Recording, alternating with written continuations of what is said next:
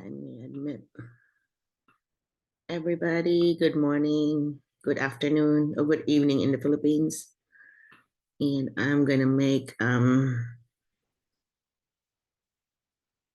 hi Mike, do you want to be the co-host or do you want Giselle to be?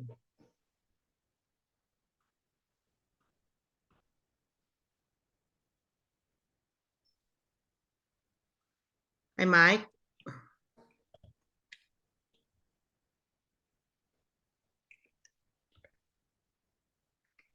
Let's see if we could get. Good morning po. Morning, Mike. Can you co-host or are you traveling already? Yes po. Mabel can you can make Mabel po as a host po. Okay. Okay, Mabel, if you don't mind to make everybody, to admit everybody for me, okay? Thank you. Yes po, no problem po. Apo. Yeah, so Mike, you're already going to Las Vegas, huh? Yes po, You're on Doc. the way to Vegas already? Where are you po? Where are you na po? You're already in Salem na po? Mm-hmm. Yeah, we arrived in Okay. Salem like, I guess, more than 24 hours ago. So we arrived home. Yes But po. And I think some of our members po are very excited for today's Zoom. yeah, I saw there's Doreen. I see Ukoy Mike, Giselle is here. Got good news. And Joanne K, I think new. See Marlon is here. How do you say your name? Rachel? Ian Inking. That's new. Brian, my cousin, is here. Thank you for coming. Of course, Marble, your wife is co-hosting with me. And I didn't know if some more are coming. So anyway, while you watch that and let people in, I'm gonna just go ahead and get started. Everybody that's on, can you type where you're from the Philippines? I know most of you where you're from, but some of you that are new, I'd like to know. Joanne Capo is my sister-in-law. Okay, Giselle. Okay, so Joanne, I guess Joanne I've never met, so I'll have to meet you. You're new. Joanne, do you live in Talisay also?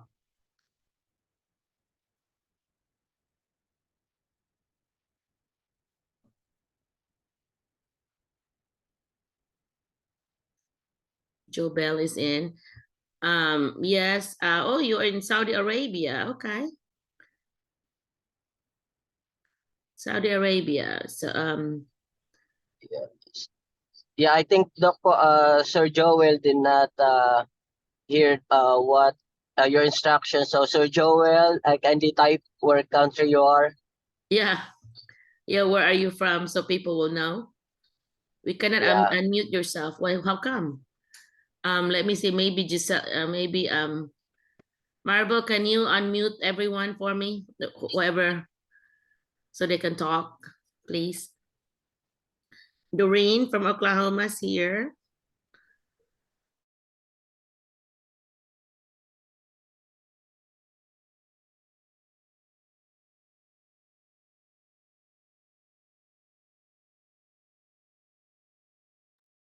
Oh, I guess I've been talking the whole time and I've been on mute. Right? Or have you been hearing me? Anyway, Yes thank po. you for putting down where you're from. Yes. Doreen from Kingston. Hi, Doreen, did you tell me that you're willing to relocate or do you pretty much want to stay in Oklahoma? Actually, ma'am, I'm looking for work in Colorado and Oklahoma City. Ah, okay. Yeah, so yeah, I'm willing to relocate. But Oklahoma and Colorado only because your husband's work? Is that what you're saying?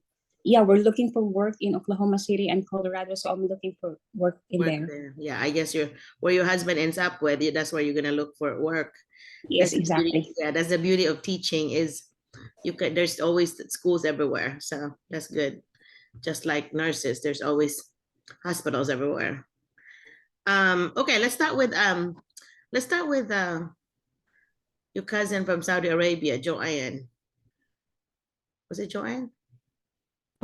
Hello. Yeah. Hi. Yeah, Joanne Hi, K. Doc. Hi. Yeah. Hi. Hello. Good evening right there. Yeah, tell us about you. Yeah, sure. My name is Joan K. Nacorda, and I have been teaching in the Philippines for 4 years.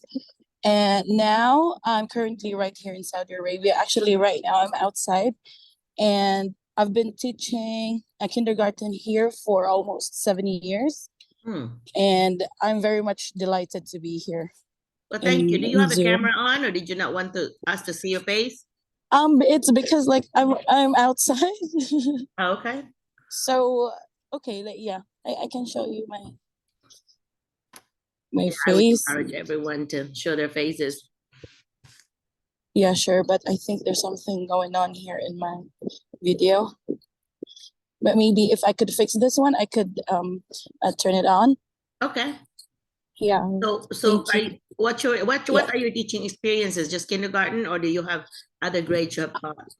I had my experience there in the Philippines for high school, but it was like an ESL center right there, Okay.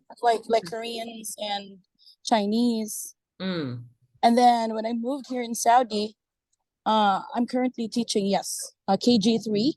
That is actually equivalent to grade 1 in our case. Yeah, because like in the Middle East we have three grades for the kindergarten. Yeah. Okay. We have kindergarten 1, kinder 1, kinder 2, and here we have kinder 3. Okay. And I didn't that's know that. yeah. Yeah, I know that in Saudi Arabia, because I was there for 16 days. They start at 6 o'clock in the morning, but they're done by 2 o'clock. Is that right? Actually, the teachers, our time in right here is actually 7, and the kids would actually come here at we actually start like around 7:30, but we go home. The kids actually go home at 12:30. Okay, so 5 hours. Yeah. Just like a half of a day. Yeah, and do you have to stay in the school, or can you go home too when the kids go? Oh, we can go home too, right after all the kids are, already home. So yeah. Okay. Yeah. All right. Well, why did you want to come and teach in the US? Oh, it's actually my dream to be one of your candidate right there, because I also have lots of friends that are already there, and then they told me that their experiences in America is very much fascinating. So that's why I did not doubt to go there. I mean, to apply to be there, because I know how the American dream is gonna be. I should say it's gonna be very wonderful for all of us, and me also as an educator. I would like to move forward with my professional development as well. Well, great. Yeah. Make sure you send me your cover letter and resume at McCullough@gmail. Oh yeah, sure. Yeah. So I just like to have the your email, if that is actually possible. Yeah, it's just my last So name, I could first send name. them. Yeah, you can look at my, Okay. last name, first name, and then at Gmail. That's All right. Yeah, no doubt. Okay. Yeah. All right. Welcome. Noted. And yeah, so if you send me that, Thank then you, I Doc. can include you in my list. I'm gonna Oh, resend sure. the list to all the superintendents again. I do that every year. Mhm. So you'll be in All there right. if you send it to me. Oh, But thank you. yeah, next I want to congratulate 6 of our members here that just got hired by West Memphis. And they are mostly here. I know Fran is here, my cousin Fran, and Giselle is here. I see that. And then is Gurley? I didn't notice if Gurley was here. But Erwin also got hired, and Joel Timpson. So 2 high school and 4 elementary. I was hoping that they will hire more elementary, but they said they just want more high school, and they wanted other countries. So that might be it for the Philippines for West Memphis, because they wanted other countries as well. So I've actually helped them interview some people from Ghana, Ethiopia, from Africa. And so we have one more to interview. But other than that, I've been asking them to prepare for the paperwork in order to get started. So it's H-1B visa. So they will be here with a path to green card. So congratulations. Who wants to talk? Fran, you want to talk and tell us about how you feel when you found out? Tell us from the interview until when you know the result. If you don't mind to share with us your feelings about it.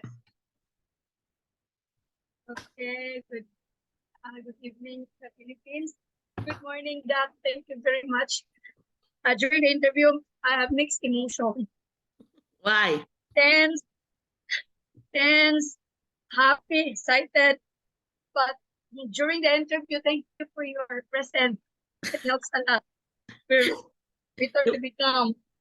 That was the first time we interviewed an American. Oh yeah. Were you surprised that I was there? Because he was wanting to partner up with me. You normally they don't invite me, but on this one they invited me to be part of the interview team. So I was there. I felt like a coach that was playing in the middle of the field too, you know. but yeah. It helps a lot for us. Did it? Okay, good. I'm glad because I didn't want you all to be nervous because I'm there. But anyway, but y'all did a good job answering, I thought. What was the hardest part of your, because he didn't really ask many questions. So what was the hardest part for you? The hardest part is the last question. What was the last question? What is your what did the children and the parents say after the school year to you? And I will be the first one. You call me Francis.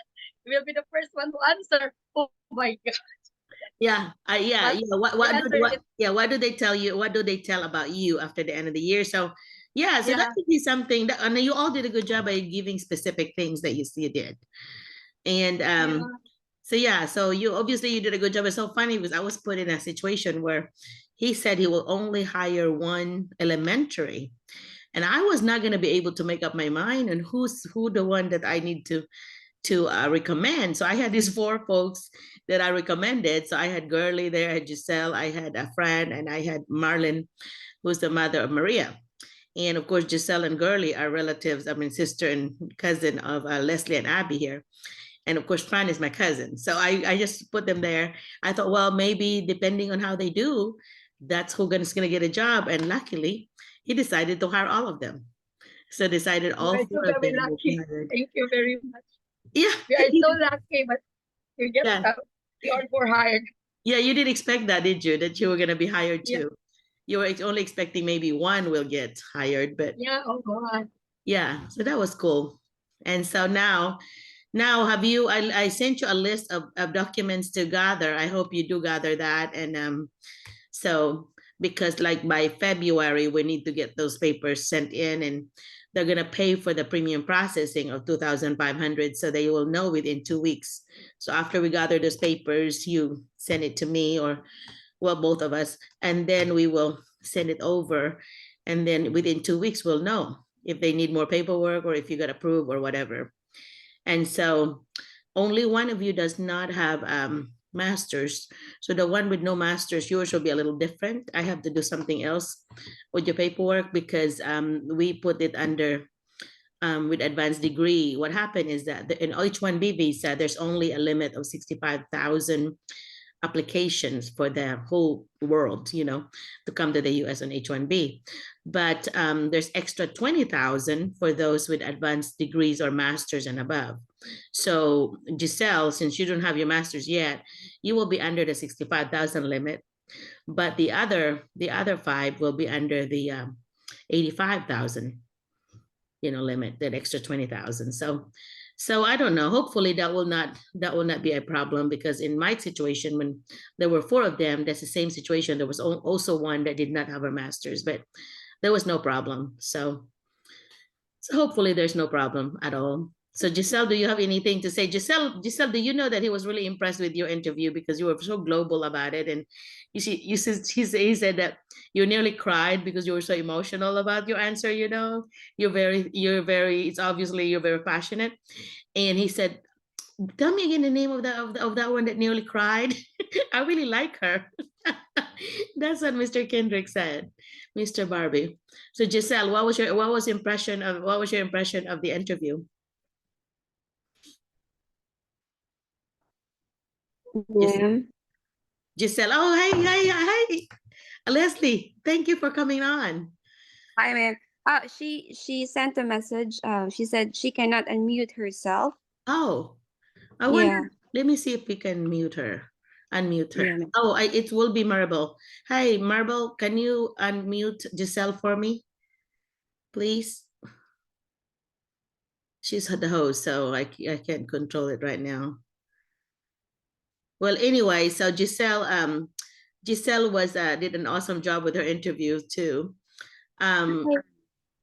Leslie, can you just speak in on behalf of Giselle? I know you've been talking to her too. So tell me about Yeah, what you I haven't talked to her yet because we were all sick in the house. Like Zora and Junior, we were all sick. Oh no. We had a flu for the past 2 weeks. Oh no. So yeah, but we're a little bit okay now. I mean, we don't have fever at all. We Zora's coughing, but she's fine. But I've talked to Girly, and That's her sister. Yeah, what did she say? well, she was like, she told me in behalf of Ate Giselle, because Ate Giselle cannot talk, but she told me Ate Giselle really did an amazing job during the interview. I mean, she was like, I I don't know, but she said, I wished I could have joined Dr. Merlina's Zoom meeting a lot of times. I'm like, I told you, you have to join. But she said, I was not sure of myself yet because she didn't have a passport, and her birth certificate there was something wrong with it. But I think I mean, God, arranged everything for her, because her birth certificate just got corrected, and so it's okay now, so she can like schedule for a passport appointment. But she said Ate Giselle really did great. I mean, her answers were Right on on. point. Mhm. It was I agree. really amazing. That was she told me, and she was like, I was really struggling, so I had to like take a day off from school for Girly. I had a mock interview with her. That's very So nice of I you. told her, we'll try our best. But she said she watched some of your YouTube videos, so she Okay. got some ideas from it. And I think she joined your Zoom meeting twice or thrice, so she has a little bit of idea as to how to answer the questions. But she said she didn't know what she said during the interview, but she just did her best. I have the video though. But anyway, so I think all four of them did a good job. I mean, all six of them I'm really, but the so all four proud. elementary school teachers did. And that's why it would have been hard for me to choose really for myself, like who's gonna be, of course I was not gonna just choose Fran because she's my cousin. I felt like, well, the others already kind of paid your dues, especially Giselle, that's been there, Yeah. every meeting. So I hate to do that. And Joanne was another one that I wish was able to get in, but I think I did not have all her paperwork, so I was not able to send it at the same time. But anyway, so you'll be on the next batch, Joanne, on the next school that would hire some elementary. But Yes, but yeah, it's okay. It's okay. okay. Well, anyway, Mhm. so this Marlin is here too, I think. Is Marlin? Marlin, do you want to talk about your Yeah, experience? Hi, I know hi, that. Doc. Hello, good morning. Good Good morning. Maria morning. was worried about your interview too. I mean, I know she Yeah, I am. Yeah, practiced yeah, with you. Maria's here. yeah. So My, my, tell us about your yeah, experience. after the interview, I felt nervous because this is the first time I had my interview, especially foreign people, and then I then you said that there's only one elementary hiring. Oh Mhm. my God. My God, there were four. So I cannot explain yet my answer. Is that correct? Or Yeah, what you did. else? I think you all But did I a good try my job. best to explain Mhm. my opinion, the best that I can do, and share my experiences here in the Philippines, Mhm. the way I'm teaching. So that's it. The all that I can say is, for me, is the best. But I'm glad that we hired, six of us are hired already. Yeah. I'm very glad, and thank God. So we're friends. We're talking about each other. Hi, Ma'am Francisco, because we're Silingan, Oh, Basil, and Sawang Calero. oh, I did not know you are neighbors there. Okay. Yeah, my neighbor Yeah. in the We're not school. Do you neighbors. right, Francis? Yeah. And I was also very happy when he said that, well, Merlina, I will go ahead and hire all four of them. And I said, "Oh my God, you just made my day," because it was so hard for me to like, oh my gosh, which one would you choose? Don't ask me because I'm not gonna be able to choose. That's why I'm giving all to you, that job to you. It's your job. But anyway, so that was cool because he said later that, well, I can. It's very easy for me to hire elementary teachers here. They come a lot of them that would apply, but high school is the one that we're having problems hiring, especially on the field of literacy, math, and science. So those, if they could not find more in the other countries, I'm sure they go back to the Philippines list and see if there's any more high school bunch that would want to come. So if I will let you know if there's some needs there and that you have been I always look over my old videos, my Zoom videos, and see who I wanted to present to him. But anyway, Hello, Doc. hello, Giselle, you finally able to hear me? Yeah, I was able. I think the problem is in my gadget. Okay, Hi, Doc. Hi, yeah. everyone. First, Tell us about how you feel about the interview. yeah. First of all, Doc, I would really like to thank you for all the help. At the last Zoom meeting we had, I told you that I half-hearted with you have with us on the interview, but you know what, when you were there with this interview, I felt really I feel the I think I was safe. No, I feel safer, and Good. it's just like I have somebody I can lean on. So Yeah. I really enjoyed the interview. I just would like to share with everyone, Doc, because again, as I've said, I am I think the oldest one.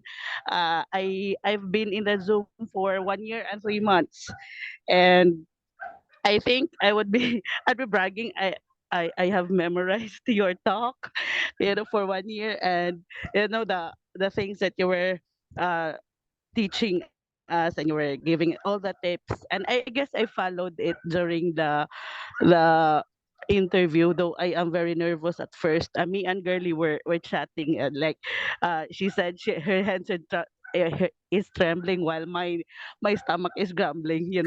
We're very it's a torture doc waiting for the time, Oh, that's and good.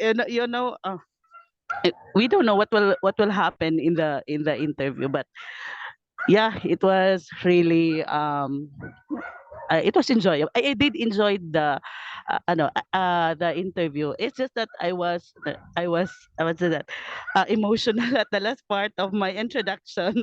Yeah. Yeah. I can say I am a passionate person. It showed. About It I am. showed, and he Yeah. liked that a lot. That's why he remembered you. He said, "Who was that again?" He was asking me because he said that he said, well, actually, honestly, he said that if I only have to choose one, I'm gonna hire Giselle, the one that Wow. that's what he said because Thank of your you, Doc. emotional passion and all that. And I'm like, well, I'm so glad you're hiring all four of them because they're all four Yeah. good. So Yeah, but I would like to share that you just have to follow Dr. Melina's tips, everything in it.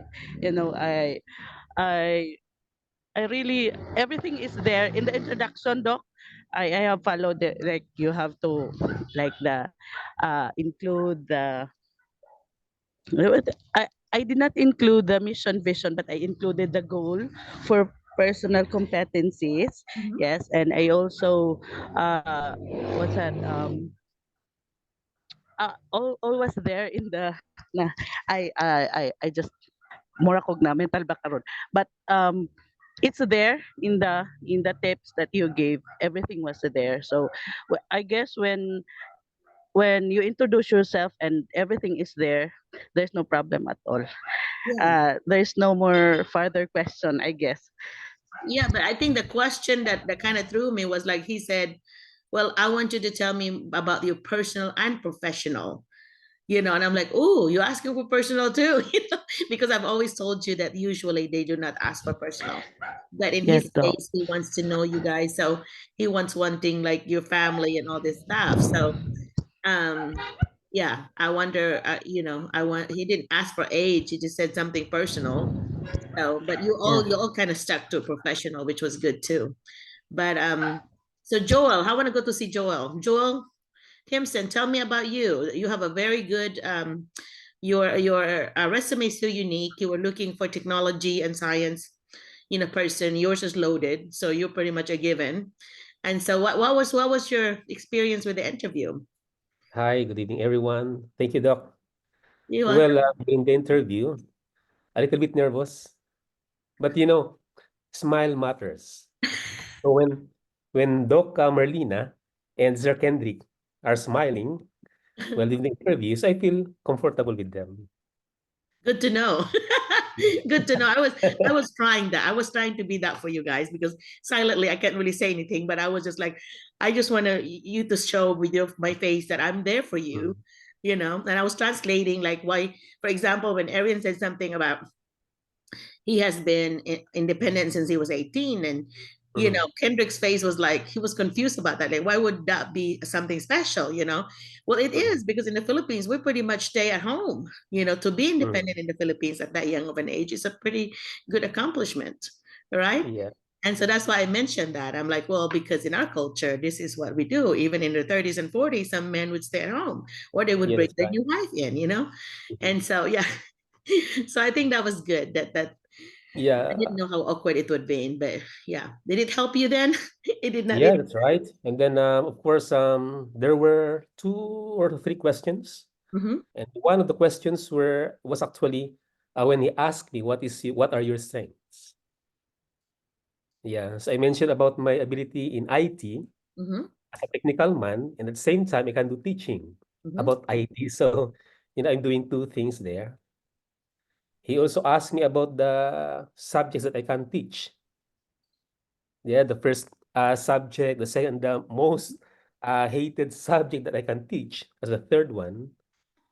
So I mentioned about number one is the ICT, second the physics, and the third is the multimedia. Okay.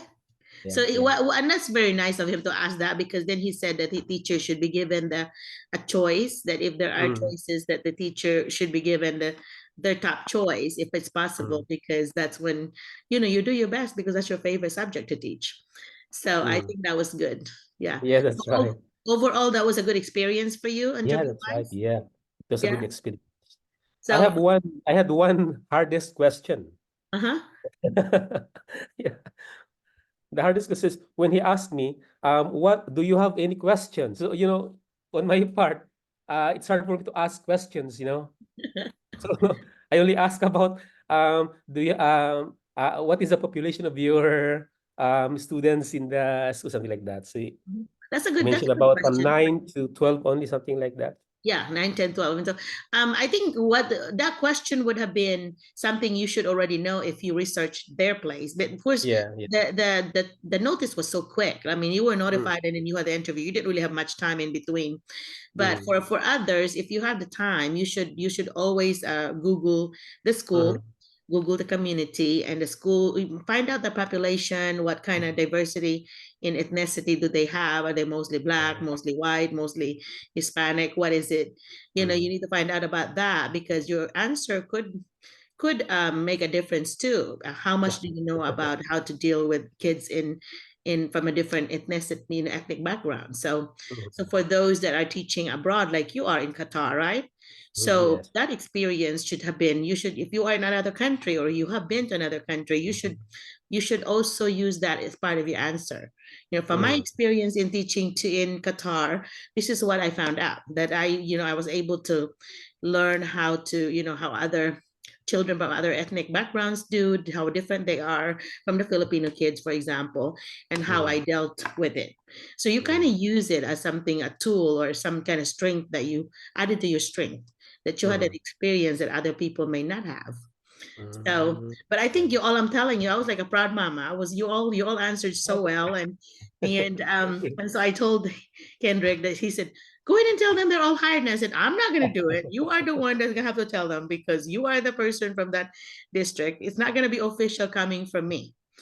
So Mm, you're gonna have to send them a letter, get job offer. And I told him like you have to put you know, how much money you're offering, and then when they're gonna start and so on. And he forgot about the money part at first, Yes. and then he got aggravated later. Like, what else? What else do I did, you know, what else you didn't tell me? I said, yes, I did tell you. He just forgot. But then he just does so many things in his school. So that's very understandable. But Mhm. but he fixed it, right? So have you all sent it already back to him to be signed? Yes, Doc. I mailed it actually. Yeah. So So if is you'll this your arrive wife? there, Yeah. Mirna. Yeah. Hello. I want to meet you because you're a teacher too, right? Yeah, I am. I'm a Yeah. physics teacher. Yeah. Well, I figured that you should be able to get a job once you get here because he's going to bring you. So I think what the deal is, you have to do um, EAD, your employment authorization first before you can teach. But I figured either in that school or a neighboring school, you should be able to teach because that subject that you're teaching is hard to find teachers. Mhm. So you should be double income, hopefully. Yeah. Hopefully. Yeah. Yeah. So get your paperwork ready. And I am about to send you some like something to fill out, like names of your family you're bringing in, so on, in order to work on your paperwork. So once I send that, please return that to me, okay? How about Yes, Doc. Erwin? Is Erwin here? Thank you, Doc. Thank you, Thank you, Doc. Doc. Yeah, you're welcome. Congratulations again, all of Thank you. you. Is Doc Erwin Merlina, here? Yeah. this is Joanne. Yes. I'm sorry if it's echoey. Actually, I'm still in the what's this party. You in what? I'm attending a Christmas party right now. Mm. See, I have my gift. Yeah, Okay. nice. So anyway, I just would like to say thank you for all the help. Even though I was not being interviewed, but that's fine. I know I will still have that interview soon. Yeah. Okay. So I just would like to ask permission if I can leave. Sorry if I cannot help you with the co-hosting because I'm using my phone only. Yeah. I'm so That's no sorry. problem. So I wish all those people who's interviewed made it and got job offers. Congratulations to all of them. And thank you, Dr. Merlina, for all the help. I would Okay. like to ask permission if I can leave You're welcome. You may. now. You I will may. just Yeah, join you're in always a regular. January, right? Yeah, I'll post it on YouTube so you So can. I'll see you in January. Bye. Okay, bye. Okay. Merry Christmas, everyone. Merry Christmas, Merry Doc Merlina. Christmas. Yes. Okay. Yeah, I have to go back again upstairs. Yeah. Okay. Okay. Bye. We're still not finished with the party. Bye-bye. Thank Bye. you. Bye. Thanks for coming Bye-bye. on. Okay. Apa. All right. Bye-bye pa. So anybody has a question, I know that I was wanting them to come on and share the experiences so that it would help you know that when you get your first interview and just relax. That's what we did. We were just visiting with each other. Is what the thing was that, you know, whatever question they ask you, just do the best you can, but relax. Don't be acting nervous. You know, just kind of visit like you're just talking to a friend is what you should do. It doesn't matter if that person may be somebody that you just met, and maybe at first you feel intimidated, but no, don't feel that way. You have to think that they are just teachers, just like you. They may look different than you, but than us, but they're still just teachers, educators in their hearts. So they may have gone to the dark side, you know, to the administration part, but they are still teachers, and the classroom is still a happy place. I'm talking from experience. Even when I was administrator, that classroom was still my happy classroom, still the happy place that I like to be in. So Maria's here. Tell me about your mama. What were you thinking when you got your mama's news that she got a job? Oh, actually, it was my brother who told me. No, well, can I say it now? You told me ahead that my mom got the Yeah. Oh yeah, got the she already job. know. I already talked to them. Yeah. Yeah. Yeah, but I did not tell my mom about it. Yeah. I told I Maria. only told like, of course, I told Zealand about it, and then like eventually I kind of like told my sisters about it. So I'm sorry, mom. My sisters knows about it. They know about it. Well, So like, because at that time it wasn't official. Like he told me, but it yeah, wasn't in written form. But I told Maria that I think this is what he said. He was gonna about to send it. So just don't say anything yet until it's official. And that's what I was doing because he's on record saying that he's gonna hire them. So it's a in video. But yeah. Yeah, It's because I also don't want to assume, like, like telling my mom about it. But of course, she told me do not tell her about it. So I kept my mouth, yeah. qui- Well, good for you. quiet. Yeah. Yeah. So I And wanted then, to be like, a surprise to her too, that she gets it officially from West Memphis that she got hired. right. Yeah. Mm-hmm. So, like, I think what I was really worried about after, like, when you told me, well, before she got the job offer, when you told me that night, oh, your mom's gonna get the interview, yada yada. um we were just practicing, and it was already 10 or 11 in here, and then Um, she was having, like, yeah, she took a break in her class, and then, like, we're trying to practice because that's what my mom said, it was her first time having yeah. an Good for interview. you though to practice with her. That really helped, I'm sure. Marlene, did it help you that your daughter practiced with you? Yeah. Yeah, did it? Yeah, it was noon. Yeah, in my classroom. So I told my students don't make noise. We have to practice my daughter about the interview, and they listened to But what I said. it must have And helped because you answered well. yeah, Yeah. I felt nervous because first time is very nervous. Yeah, it's never yeah, it's nerve-wracking if it's your first time. And that happens to everyone. It happened to me. I was like, oh my God, what am I doing? When I left, I don't even remember what I said. And that was my first interview and I got Yeah, the job. So I'm like, I was floating on air when I found out that got the job. I was like, I didn't even know how I got home, because I was so happy that I got a job. I just graduated, I got a job. So anyway, so yeah, yours is exciting because you're coming to another country, and especially that you've got relatives here. Fran is my cousin, so I'm gonna see her because they promised to hire me as your consultant. So I will be there in your classroom observing you and giving you comments about your growth and what your next steps would be and some suggestions. So that's what I do with Leslie, Abby, and a lot of okay. Leslie, that's helpful, right, Les?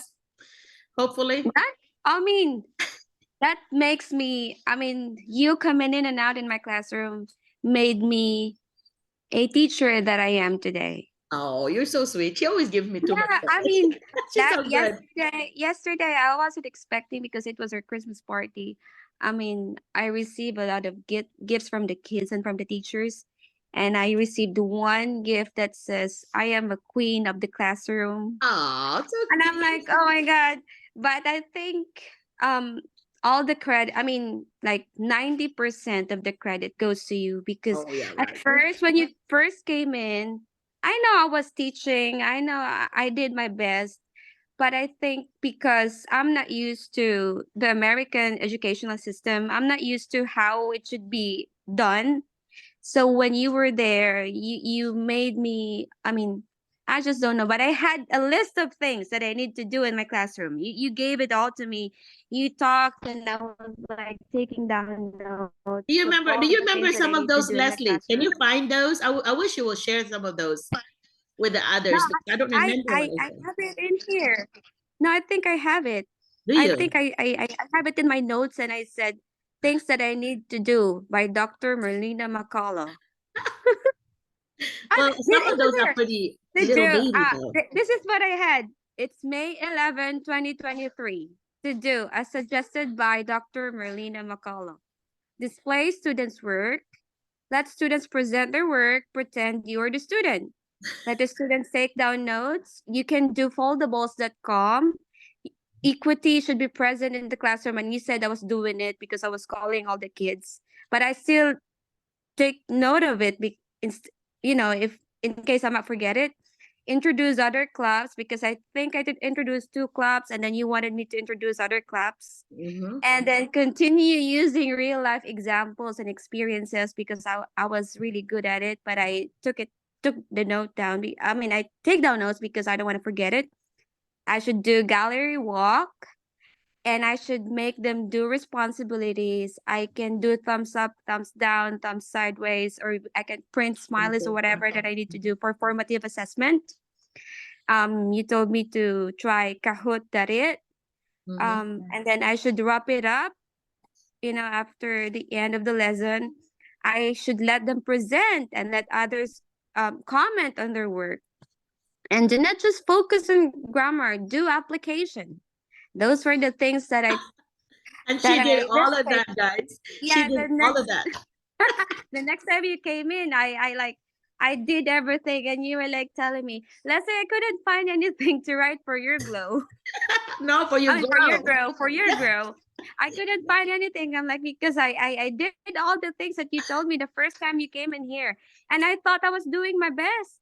And I was like, no, the best that I was doing is, for the Philippine setting. That's what we do in the Philippines. Like, it's not the same. And I'm really glad that I have you in my class, because you're here already for like 30 something years, and you were also you were growing up in the Philippines, and you have met the culture halfway, both of the cultures halfway.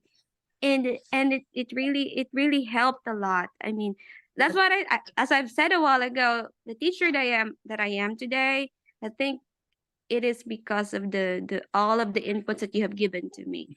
No, because she's a natural teacher anyway. She didn't really need that much input. But I I am, think but that I really, I mean, when you are in America and you don't have somebody as like Dr. Merlina, it's really, really hard. And I'm happy that I think Girlie's here. She was struggling a while ago to get in because she doesn't have an internet connection at home, but I think she's here. But I told Girlie it would be a great help if she have you in her class. I mean, I was really crying. I have to be honest. I was crying because I didn't know what to do. The kids the kids are different. They have different culture than what we have in the Philippines. And the kids in the Philippines, I have 60 kids in my class, and all I do was stare at their eyes, and let them know that they've done something wrong, and they don't want me, to come closer and talk to them. That's what I did in my class. I don't have to like, but the kids in here, they're different. I mean, you they can't do would that. That speak won't their work. minds, and they would let you know what they feel. And I'm not used to it.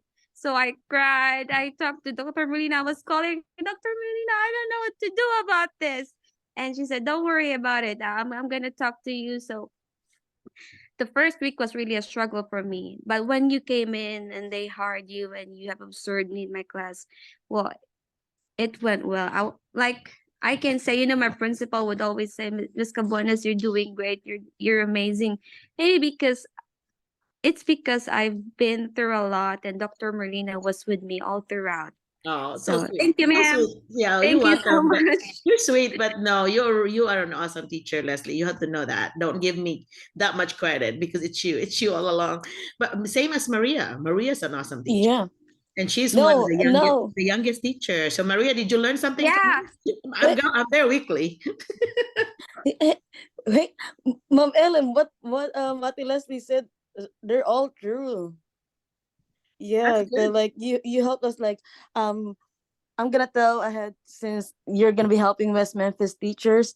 Um uh Take note of all the things that she's gonna tell you and apply it in your classroom, and or like basically like listen to your mentor, Hmm. because like Dr. Mom Ellen is our mentor here. And Ate Leslie is absolutely right with all the things that she said, because like there were things that we were struggling before, but now like it's just easy. Before you were helping me with the grows and the glows, things like that, but now like you're helping me with the literacy part. So there's like a difference on that. Yeah, we're doing Before the it meat was now. Yeah, we were doing classroom management a lot. Now we're actually doing strategies and we're doing the meat of the assessment and all that stuff. So yeah.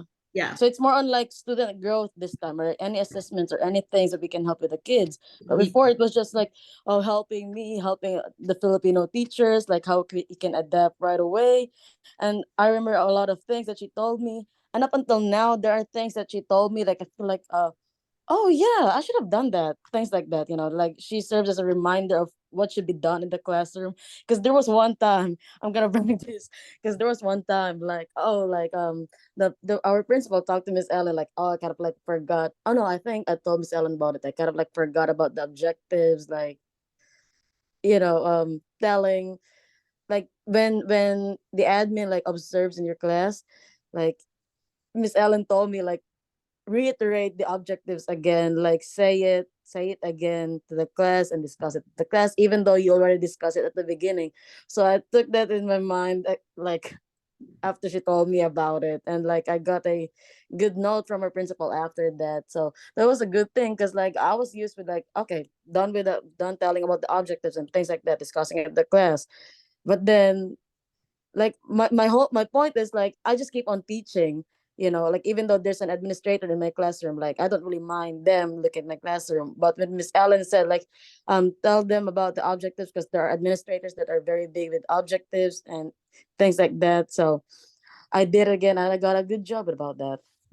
So yeah, there are things because like that. and that's a hint that anytime that somebody's coming in your classroom, in America, you know how in the Philippines you stop and you have the kids to talk and greet them. No, in America, they just want you to continue to go.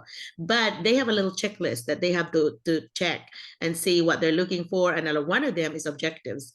Did the teacher tell the students what she's teaching and why? Why are you teaching this? Why is this important? So what part of the objectives? You want to learn this because you're going to need this.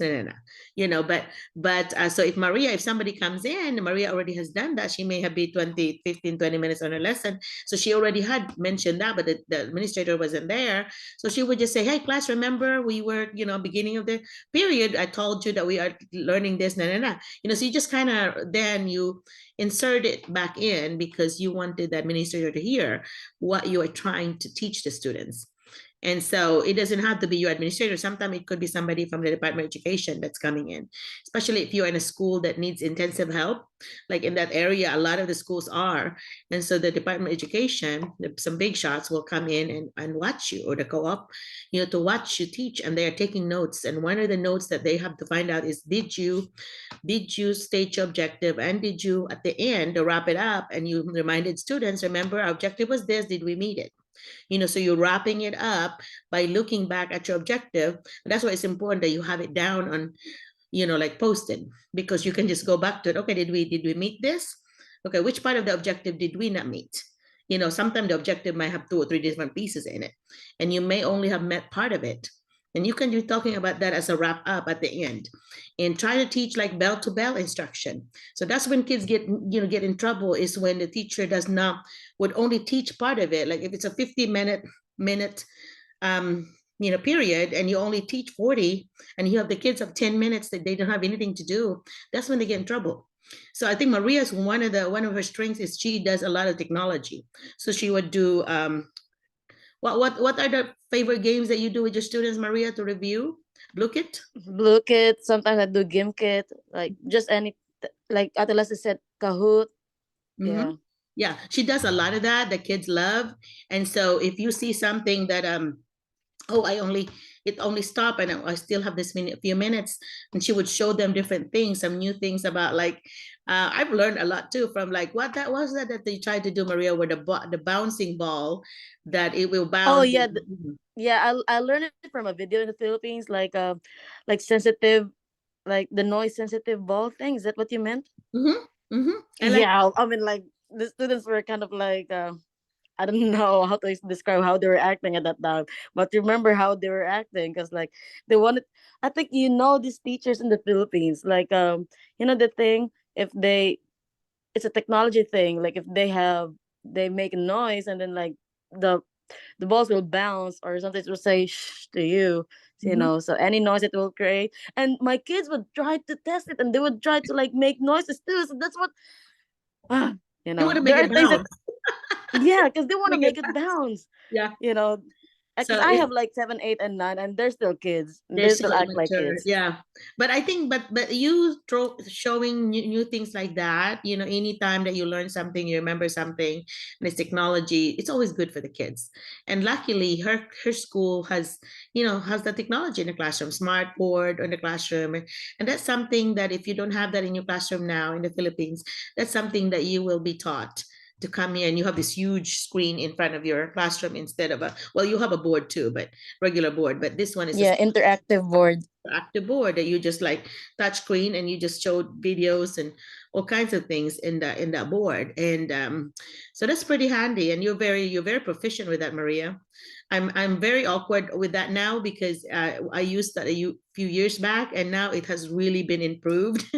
And so I felt like I am not as comfortable. It's like, okay, is it still the same? Is it still where it is? Because of course it also depends on the brand that they use. They come in different brands too. So, but anyway, but the thing is, it's touch screen, and the kids are so good at it too. And the ones lately that Maria has been doing, which I love, is the in literacy. Maria, can you share with them about your color coding of pencil things that you do to label? Oh, yeah, Yeah. annotation. Uh-huh. Well, I've been doing annotation like I think already 2 years. Like I've started my kids about that like last year. But now since I got a training for that, since this is really the thing that I like about going in the US. I like going to training. I like going to training about the things that I needed to learn. So that's what I learned from my training is like annotation, since it's a big thing in like in literacy, and like we have like color coded things and color coded pens or highlighters in literacy. So I have now a caddy to put my pens, and like before I was just guiding my students, and like I have this camera. When you come here in the US you'll see it, but like I have this Okio cam. Do you know that, Melon? The Okio cam, the thing where like a document cam. Oh yeah, document camera. They call Yeah. that camera. Mm-hmm. So I've used that, and then like so to show example on how they're gonna annotate and what color they're gonna use. So my students. Tell them what some of the colors, Maria. Oh, okay. Blue is for unknown words. Mm-hmm. Pink is for connotation or denotation. And then like black or just pencil is the big ideas, central ideas or theme. Mm-hmm. And red is, I forgot what is red. Red is figurative language. So there's like a lot of colors that you can use. And then one time Miss Ellen or Dr. McCullough suggested to us ELA teachers to use highlighters as well for the parts of speech. So she gave a suggestion for that. So like I forgot what colors. I think down is green. I forgot. But there's also, you can find that in Google. So it's good to use color coded things in your classroom, especially if you are into literacy. Because it's so hard to get students read. So it's nice to have them annotate and hold them accountable if they're annotating. So like now what I do is just like in this paragraph find this yada yada. Sometimes they just have their blue highlighter because they know that they have to find the unknown words in that text. Just things like that. Yeah, so shortcut really. But then she has this class sets of bunch of pencils and highlighters and things like that. With Betsy especially too, I did like parts of speech. What she does is she would have 5 different colors, right? Of the 5 parts of speech, noun is this color and verb is this color. So every single day when she starts her literacy, after she does her objectives, she actually would review. Okay, she just show them the color. For example, green, and they would say green. For example, if it's noun, they would say noun, and then I said, well, have them to give an example instead of just identified as a noun. They need to give an example, and she does it every single time, especially that she's special ed. So it's like a constant review for her that the kids know now what colors those highlighters or those colored pencils are in order for them to color their in the whole sentence, to color them. I even introduced to them like have them to do 12 or more words in a sentence, and in that way it's going to be a longer sentence, which means you're going to be having you're going to lead them to have a complex and compound sentences. So you combining 2 sentences or more, make sure it still makes sense, because some kids were just like they would just continue. It's supposed to be 2 sentences, but then they would just continue, and it doesn't make sense because there are 2 thoughts there that they are combining that doesn't even that's really too much thoughts because it's already been complete here, and then they continue on. So yeah, so I think on literacy part, because that is, I am a K-12 literacy specialist, and that is my area. So so I feel comfortable helping our literacy folks, but at the same time, I have taught science and I have taught social studies and math. So I was a math literacy, but I'm a math specialist, but I was K-6. So I feel comfortable with high school, but not as, I was really very comfortable with elementary math because I was that for a few years. And so I did training. I was sent to all the trainings, and then I came back and trained the teachers on math, especially on manipulatives and things. But so now as a coach now for the whole state, as an instructional coach, I can do both math and literacy. And now they're having me do K-6 math, and then I have some high school literacy that I'm also helping in another part of the state. So it's kind of nice, having being retired now, but at the same time having this extra side gigs that I love because I'm in a classroom with them. So I have been really thankful for Maria and Abby and Leslie, and for those that are here. And also that they attend this one in order to share what they're doing, because I could see the growth that they had from their year one. This is her year 3, and I'm really hoping that she will move on her paperwork in order for her the extension. Maria, you're gonna have to get it done, because while you have the extension, you can stay here. Okay, so but you have to get that extension in.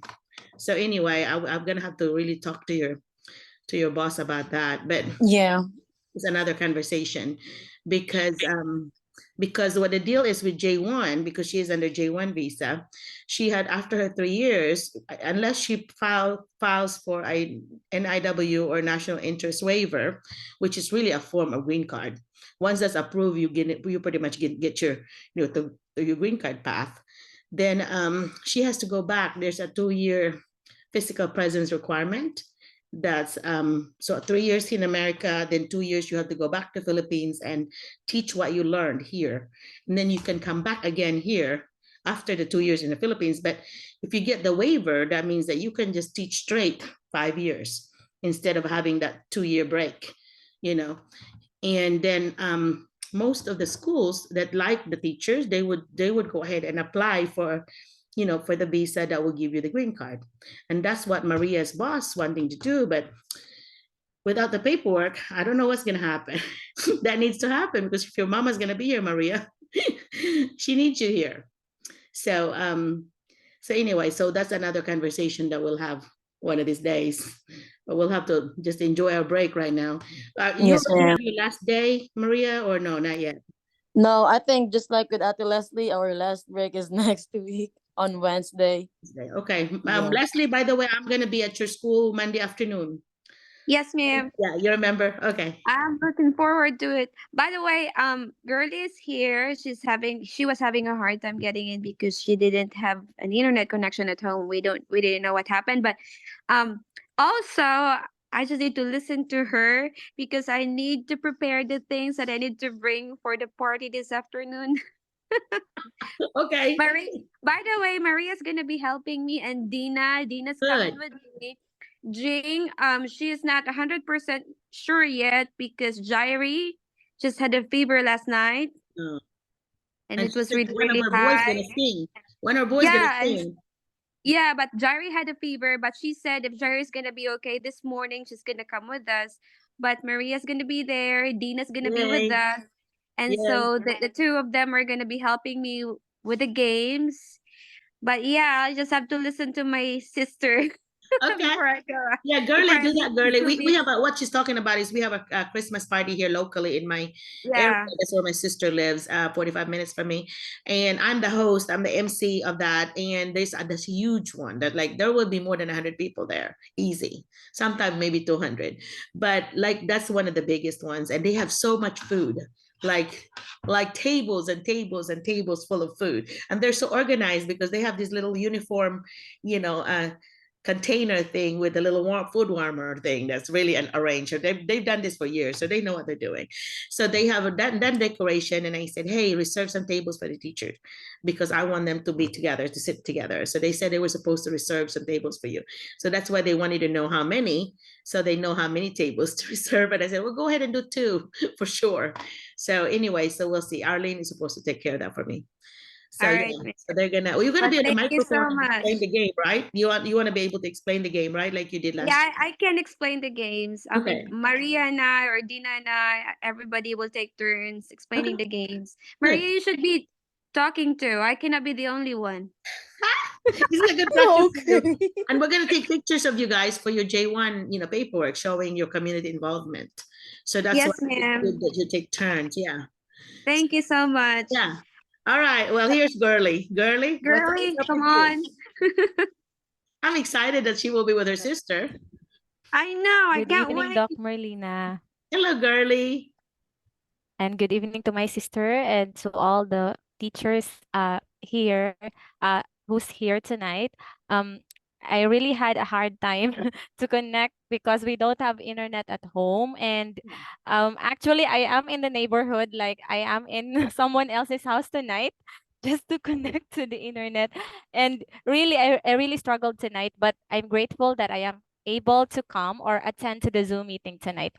Well, I don't know what to talk about, but I would like to say that I'm really happy with what is happening to me right now. Though I know that I still have to work a lot on the different requirements that I need to finish for me to get there, but I'm totally happy to receive a job offer, and I would really like to express my gratitude to Dr. Merlina because I know she made it possible for me, and also to my sister because she opened an opportunity for us, not just me, but also to my brother and hopefully to my sister-in-law. And basically right now, I'm actually praying harder because I know that it would be a lot of work to do, especially that we get to have the H-1B visa, which is one of my prayers before. Like right now, actually I dreamed of this one first before my sister dreamed of going to the US. I was the first one to encourage her to go there. But there were discrepancies with my birth certificate. That's why I was not able to process my passport. And those times, those moments, I was so disappointed, like, oh my God, what is happening? Maybe I am not into like maybe God doesn't want me to be there. But basically, when the time is right, God will really make it happen. And right now, I'm totally happy, though I know that God will be there for me, and I know that Dr. Merlina will be there for us to really help us on what to do. I guess we have already received the steps and the documents that we really need to finish by the end of January, I guess, so that on by February we can apply for our visa. And again, Dr. Merlina, I don't know how to thank you. I was out of words, like tonight I was out of words, and I was really stressed because of our connection. But again and again and again, I would really like to thank you for all the things that you do for us, not just for me, but for everybody, for all the teachers that is there in Arkansas, and for the teachers who are still applying. I know that we are in good hands. Well, thank you. You were so fluent, Girly. I was very impressed Oh in my the God. interview that you were so fluent. Oh my Thank you gosh, you so could be an much. American. Yeah, she was Oh very, my she's God. that fluent. Like she was speaking now, she was that fluent in her interview. So yeah, I can Yay. tell that you're an English major. Thank you Yeah. so She's much, also, Doc. Ma'am Merlina, she's also really, really good when it comes to writing. Actually, she's what are you right now? The school paper advisor. There you go. Yeah. Yeah.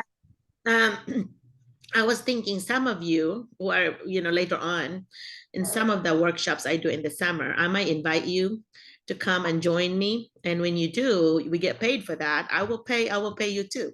So anyway, and I don't charge cheap. So I will pay you well when you go and join me and do some workshops in the summer when I get asked to do workshops for teachers.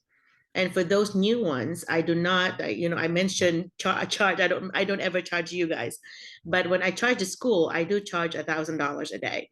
That's 50,000 pesos a day. And so, but I do have to drive 4 hours one way and then 4 hours another way, and then have to stay in a hotel. So, but anyhow, but it is hopefully worth it. But it's worth it to me because I am retired and they got me kind of off retirement and I have to leave my husband here. And so it's a big sacrifice, but so you have to make it your worthwhile. Hopefully you're worth it, That's what you're hoping. but so I have talked to everybody except Erwin. So Joel, thank you also for coming, and the 4 elementary teachers. So Doc, yeah. Joe, Who? Giselle, I Ma'am, know you're the new co-host now. Thank you. oh, yes, Doc. Joanne K. Doc, she has a question. Yeah. Go ahead. Bye. Yeah. Hello. Yes, go on, Joanne. Hi. I don't know if you can see me, but I'm Yeah, gonna show now you I my see you. Good job. Okay, I love background. your Yeah, background. yeah. We're in Yeah. a park. Doc, I just would like to ask because, like, in the Philippines, my major is a secondary education, Okay. and I had my experience, and my major is English. Uh-huh. And right here in Saudi Arabia, I'm teaching kindergarten right now, but I have my master's degree, but still ongoing. It's Master of Arts in English education. I mean, Okay. like my major is, I don't know if that is like counted for like teaching there in high school or maybe in middle school, like the ELA. Yeah. Yeah, you have, I think I- I always say that try to match your experience with your licensure. So if you have your license is in high school, then your high Uh-huh. experience will be the one we're looking at. You have to Okay. at least 2 years.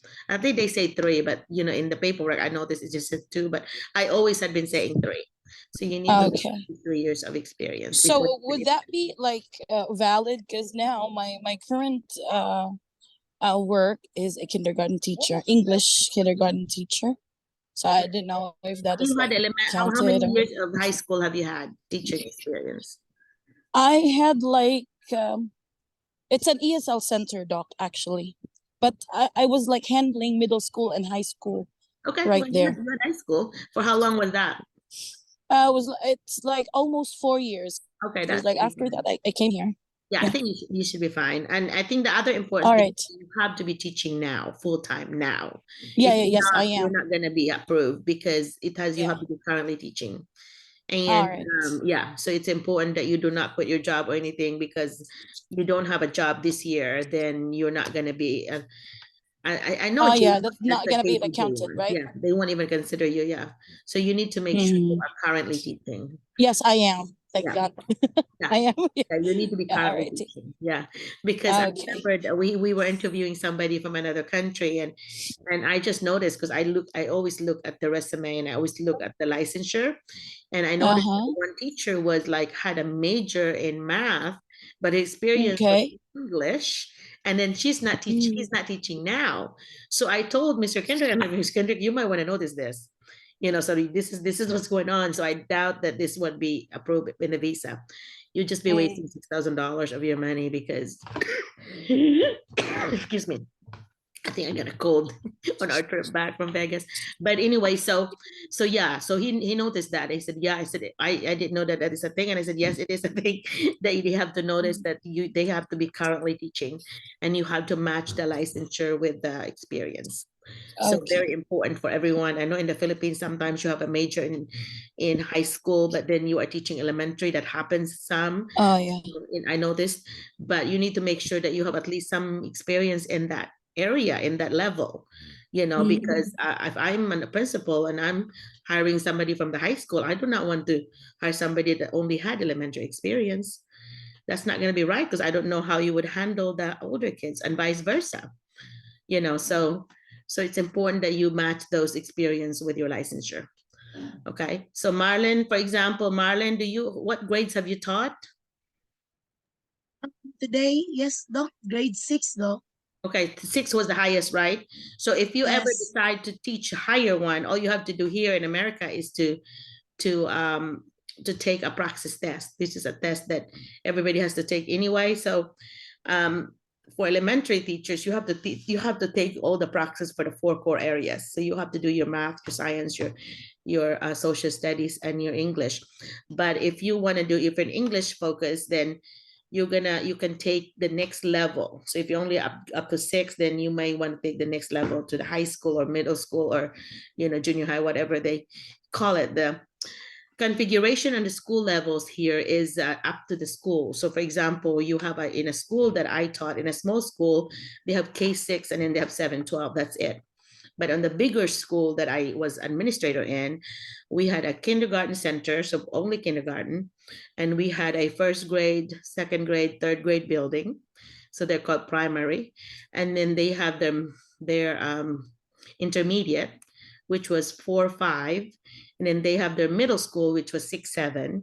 And they had a junior high, which is 8-9. And then they have 10, 11, 12 as the high school. So they have that many configurations. But in the other school, that also bigger school that I went to, the next, because I only had 3 schools I went to, we had like kindergarten, and then we had some elementary, then 1 to 6. And then we had 6-7 middle school. And then, yeah, we had, I think 8-9. Yeah, they're similar to Mountain Home, I guess Greenbrier was. So 8-9, and then 10, 11, 12. So 9, 10, 11, 12 is really what that called the high school here. Because 7-8 is more like the extra. Now the Philippines have them now, but used to we didn't. We just, like when I was studying in the Philippines, when I was younger, I went, 1st through 6th, graduated, and then went to high school, 4 more years, and then went to college. But here you have that extra 7th and 8th grade that recently had been added to the Philippines, if I got that right? Because I know my niece got caught up with that and had to do an extra 2 years. But anyway, so yeah, it seems like the match of the grade level specification is now happening.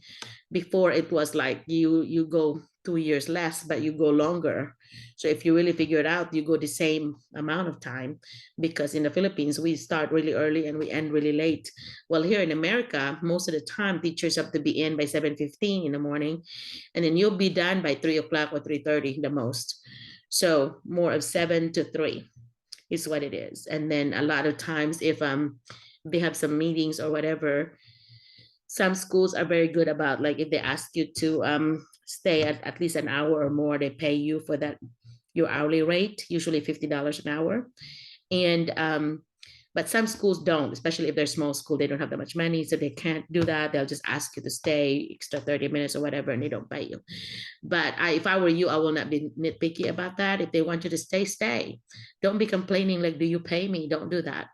If they pay you, they pay you, but don't be like, nitpicky, because you have to remember your job offer here, especially in Arkansas, is already 3 million pesos, close to 3 million pesos when you get here. And that's quite a bit times, compared to the money in the Philippines. So you're very well paid already.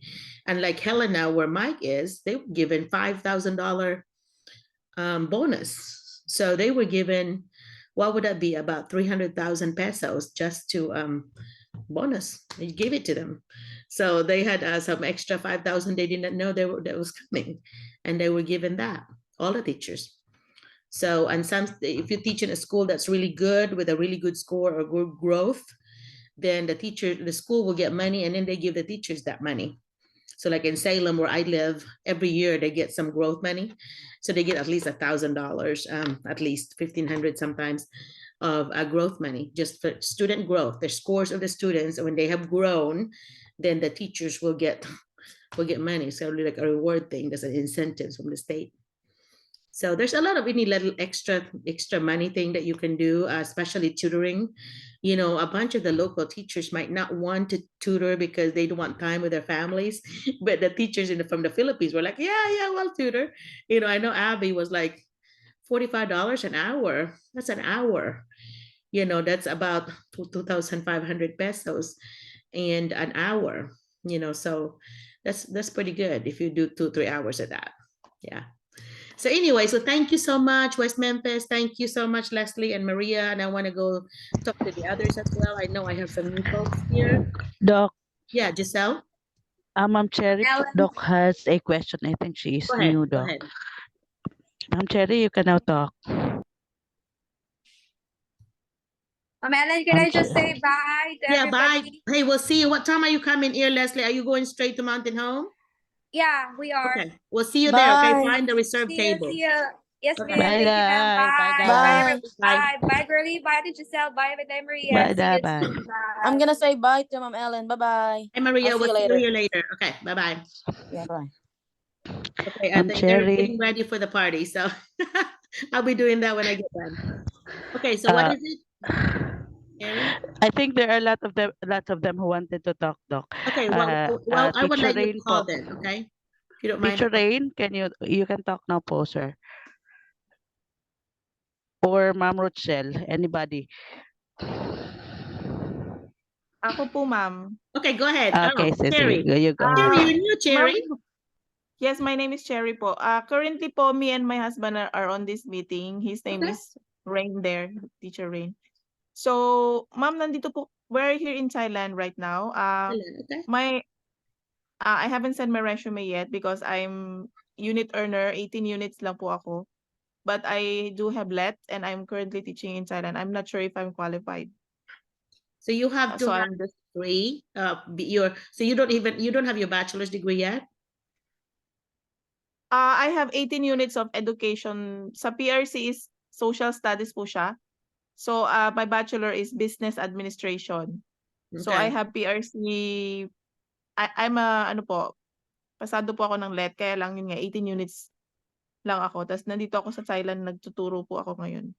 So what do you want to teach in the US if you want to come?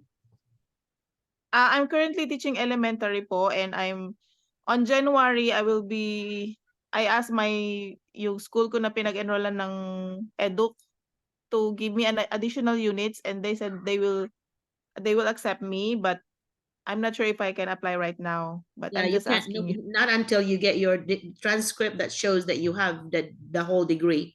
So once you have that, and then you add your 3 years of experience, that before you can be allowed to come, because that's the requirement for the visa. So, but Yung transcript ko, ma'am, na 18 units, meron po ako. Kasi ginamit ko yun for let sa PRC. Okay. But it's only 18 units, including the bachelor's degree of business. So I do have transcript for that. But I think that business degree, though, is not a teaching degree, right? It's a business Yes, yes. degree. So you're going to have to finish your education units. Doc, and I Yes. interrupt. Yeah. It's like that in the Philippines, Doc. If once you finished a degree, then you wanted to have to go to education, you have just to complete that 18 units, then you will be allowed to take the certification for education, Doc. That's why as she said, she already passed the licensure exam for teachers. Okay, so you have your license already, Cherry? Yes, I do have license po.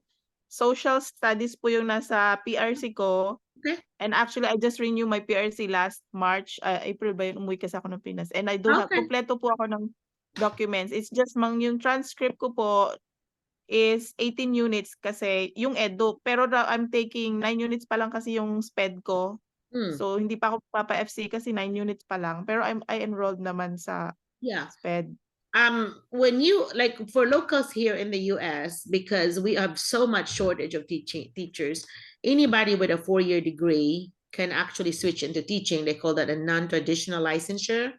But for other countries, they seem to want, the Department of Education here in the US seem to want the international teachers to already have their license from that country and the experience before they would even allow you. But for the locals, they have a different rule. It seems like, if you are in any degree, you can go into teaching if you want to, as long as you have a 4-year degree. But that's not the case with the visa. The visa is the one that's strict about that, is that you have to be aligned. Your license has to be aligned with the experience. So Doc, for you, if you're doing your special ed masters, I would encourage you to do that because there's really a shortage of special ed here in the US. And elementary, we call that a dime a dozen. It's like there's so many elementary teachers that are applying, but special ed teachers are very hard to find. And so if you are pursuing that anyway, I would encourage you, if you're an elementary school teacher, to go ahead and do your master's. Try to pick it, you know, like special ed, because that is very hard to find here. And so a lot of schools are looking for special ed teachers. And the thing is that special ed teachers here is K-12. Although a lot of times school would actually assign a special ed elementary and a special ed high school, but the licensure here is K-12 or P-12 for the special ed. But if you get that master's already and you can just get your praxis here, then you're fine. You can teach here, but So just pwede get po, that ma'am. master's. I have license Doc, and then I'll just take praxis. Yeah, yeah, you still have to do a praxis, even though when you get here, just because the knowledge that they're wanting to know is that is through the praxis that you have the basic knowledge of whatever area you're in and the level. And so the elementary teachers still have to take all this core, you know, for example. But special ed, you'll just be doing special ed. I think Mike, are you still in? No, Mike had to do that. I know. yes po, Doc. Yeah. Can you hear me po? Yes, Yes I po. think. Doc, Yes. I think po, it's better po siguro, if Ma'am Cherry will apply or try to request po ng FCE so that she can check po what is the equivalent of her degree po dito sa US. Good advice, Para, yes po, para po may idea na agad siya kung yung degree niya po is magko-qualify dito sa US. Yeah, FCE means Foreign Credential Evaluation. Yes po. That is to Spantran. Yeah. Yes po, the Spantran. It should be po the teacher analysis. Wag po course analysis, teacher analysis po ang gawin niya. Like the one that I suggested to Sir Joel po. Yeah, you need to have that because it's gonna cost you about $200, but it would translate what the courses from the Philippines would be in equivalent to the US courses. What I noticed when I had to have mine done, I had more than 120, I think more than 120 hours because I only had 2 years and a half in the Philippines because I finished here. And that was only equivalent to 88 hours, which is mostly my basic courses. So pretty much like my first 2 years, you know, all my electives, I had more than enough. But then I had to just take the other classes that was needed. But that's how they do it, is every 3 hours or 3 credits is only equivalent to 2 1/4. So you're losing 3/4. 3/4 Ma'am, credit. may question po akong another. Ang plano ko po kasi is bali Can you mag-start speak po kasi English, yung subject Cherry? ko. Cherry, do you mind I'm speaking sorry. English? Thank you. The units that I'm going to enroll will be starting on January to April. So I will be completing like an additional 12 units because I do have 18 already and additional 12. So it will be 30 on April.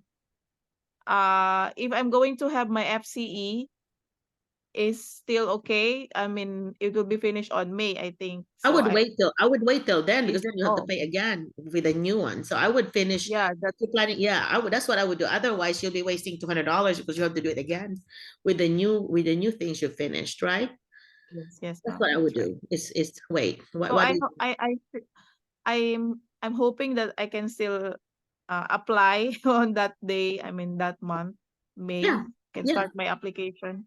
Yeah, you can. And just make sure that I think just make sure that if you have a state that you really would like to apply, when you order for your FCE, try to include that state. Like for example, for those that got hired in Arkansas, you need to include for the whoever received a copy, you need to include Arkansas Department of Education.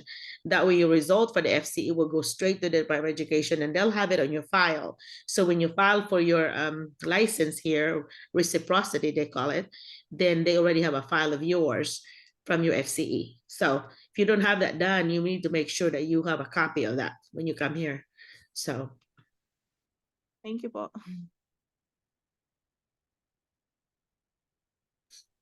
I'm coughing like crazy, but anyhow, thank you for the question, Cherry. Your husband is also a teacher?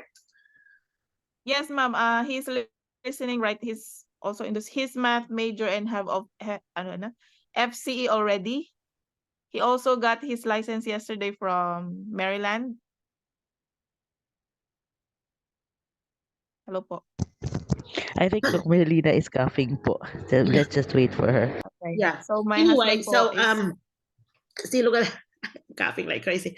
But yeah, I think that would be good for you guys to have two income when you come here. You're making 100,000. You're making about what would that be? About 5 million, close to 6 million for the two of you in 1 year, in 9 months. So that's pretty cool. So, well, I wish you luck. Your husband may have a better chance of getting a job first because if it's high school, because high school has better opportunity, seems like, especially. Doc, he can send his resume to you, right? Yeah, he can send his resume to you. Yeah, go ahead and send it. Yes. Okay. Thank you. Giselle, can you call somebody? I'm gonna have to cough.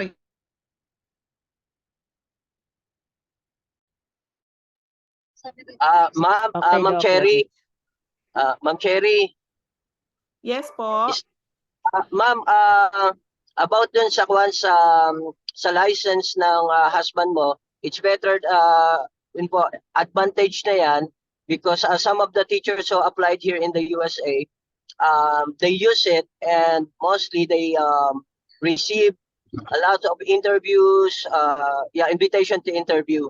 So we are encouraging some of the applicants or aspiring applicants to apply for Illinois, New Mexico. Yeah. Yes, and then you can use that as one of your edge po dun sa pag-apply here in the USA. Good tip, Mike, because if you go to the department, you just Google it, put in quotation mark, Department of Education, Mexico, New Mexico Department of Education in quotation, and then look under licensure. Under licensure, you look for reciprocity. And that is, they are, I don't know, very, very, very cheap and very easy to get. So if you get your New Mexico license, that's going to give you an edge, like Mike said. And then the Illinois is the same way, Illinois Department of Education. So Illinois is ILLINOIS. So Illinois Department of Education, and then that's where Chicago is.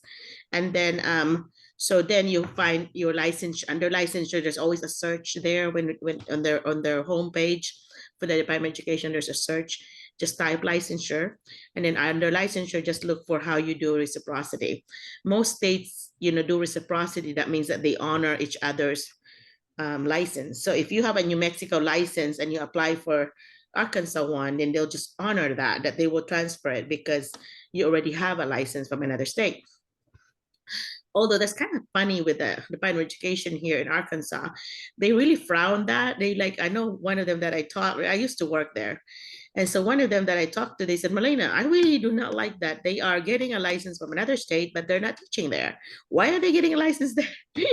but a bunch of our applicants have them. And I know there's administrators actually like them because they know that your Philippine license is honored, by another state. That means another state's honoring it, they're going to honor it. And so, to me, it's hard to, I would say, yes, do it. But then when you're talking to the Department of Education, they may not be as good as recommending that because that's not something that they like, seems like. I don't know if it's a preference thing from that person or is that something that's a policy thing, really. So I don't know. It's a different department than I work in. I was at the professional development or the PD unit, and this is in the licensure unit. So that's totally different office. So, but anyway,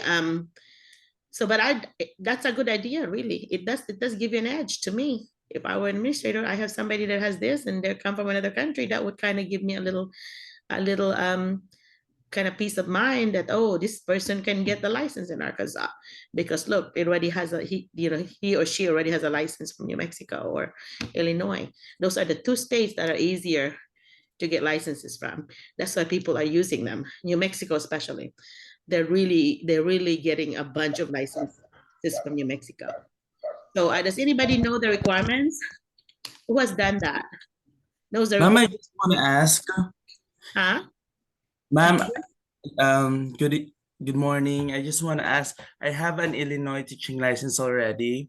Okay. So there a full reciprocity of that license in Arkansas? Um, that's a good question. I think it should, but I do not want to answer that without this person here that's official to say that.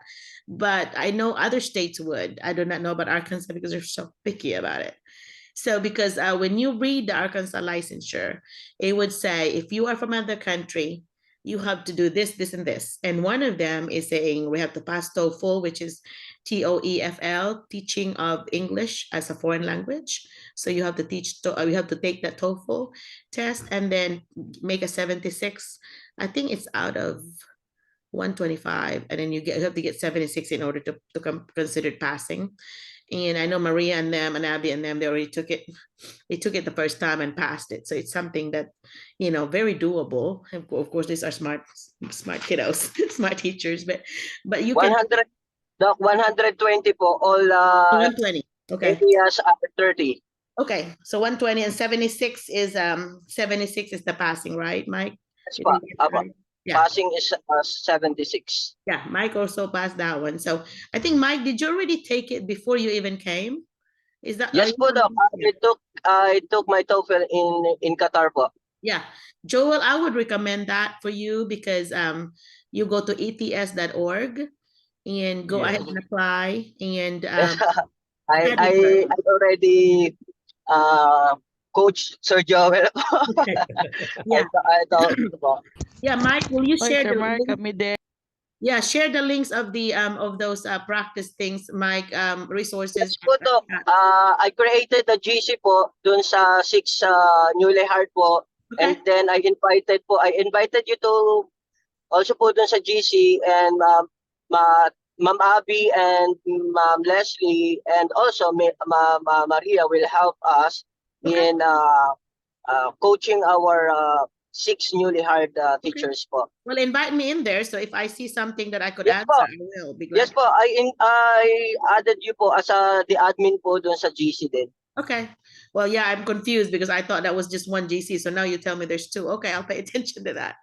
Okay. Yes po, yes po. Yeah, thank you, Mike. Mike is so good and very proactive about this. So thank you, Mike.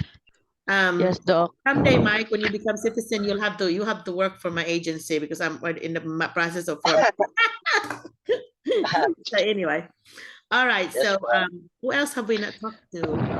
So Good morning, Doc. morning. Somebody said good morning. Yes, Doc. It's Cheryl. How are you?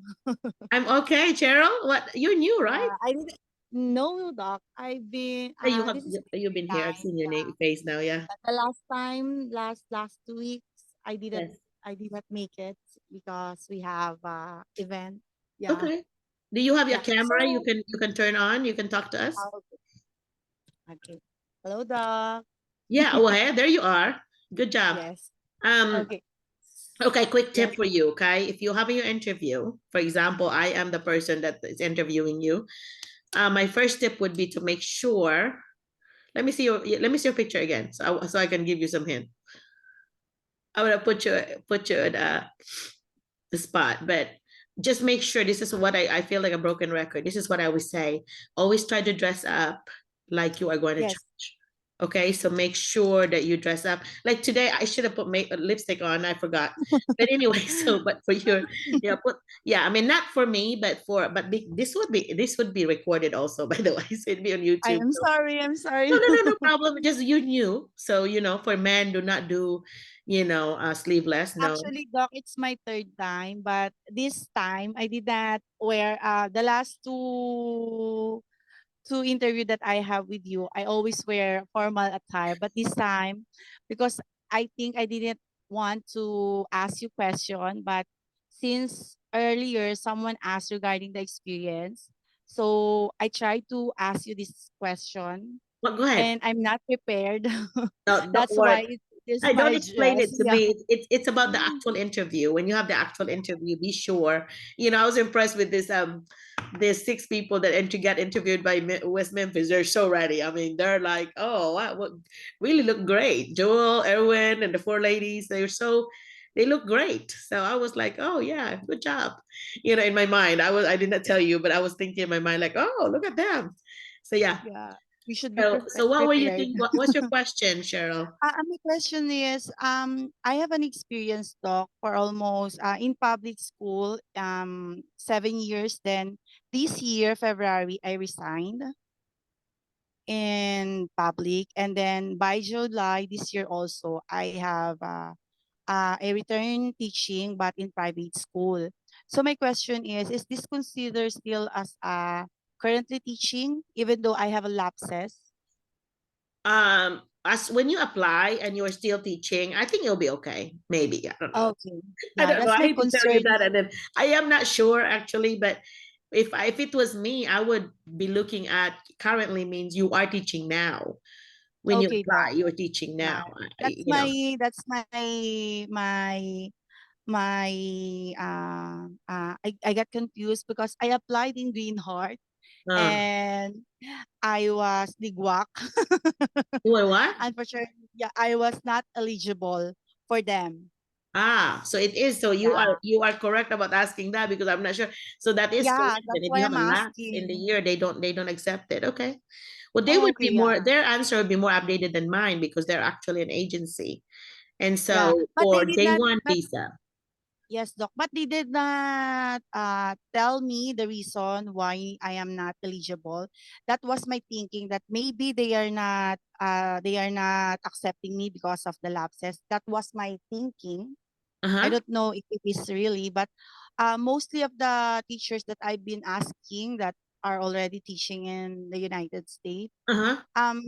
they tell me that as long as I am currently teaching, it was all good. Yeah, but I get confused, so that's why I ask these I think questions. I think you may be right about the lapses thing because Greenheart is one of the strictest agencies. And so they are even strict about the grade of the school. Here in America, the schools are graded, and most of the grades of the schools that the Filipino teachers are coming in at are D's and F schools. So that's why they could not get teachers to stay. And so they need our help. And Greenheart is refusing to accept folks that are not in C or B or A and B school. I don't remember what they're thinking, but I know they don't want Okay. the D and F school. So they're picky about that. So they're one of the pickiest agencies. I think they're good though, but they are picky, and they may be following a rule that might be considered a lapse. Another thing that I could think of is that some agencies are looking for public school instead of private school. Some of them are Oh, also doing that depending on their programs. See, so yours yeah. would be two different consideration: is either the lapse part or the transfer from public to a private one. Yeah. So I do not know. You have to read their program description because their program, like if you do a J1 visa, which is J1 program, which is like a teacher exchange program, whoever's doing that, like when I'll be doing it, then I will have to describe my program and the qualification of the applicants so that it would fit in my program, and everybody's doing it differently. So you have to like really know what the program says on the website, that there might be something there that's not aligned with what you have. Yes, Okay. Doc. So, but I really think that they consider that lapse, I bet, Oh, because yeah. one school year currently teaching may be meaning the whole year, the whole school year, which means you're gonna start in August. So for the next year's, the thing, you should be able to be eligible if you're gonna start from, August on. So you don't have the lapse then, you start over. So Yes, Doc. you might want to consider doing that if that's considered a lapse, start over for the different school year, because that's when they start interviewing anyway. It's around July. So Doc, some schools. Yeah. Doc. Right. Yes po, I have something to share po about my experience in applying po before. Okay. Yes po, I agree po doon. Experience some agency they are not accepting applicants who are not currently in teaching po. Like in my situation po before, when I applied po this in Helena, when I started to attend the Zoom meeting po, you told me that I should be in the field po. And luckily, I got hired po dito sa Qatar before. Though it's only 6 months, and then after 6 months po, I used that as my current teaching po noon last time. And aside from that po, even because of my specialization, which is industrial education, and of course in Qatar I'm teaching Filipino subject po, and what I did po is to take another master's degree in special education, and it helps me a lot po kasi currently I'm teaching special education. Though I hired in Helena as a computer science teacher, and my license, my 2 years provisional license po is industrial technology. And then based po in FC evaluation, my bachelor's degree is technical education in USA, and then my master's degree in educational management is educational management too. But Mike, would that be an issue with you when you do your praxis for special ed?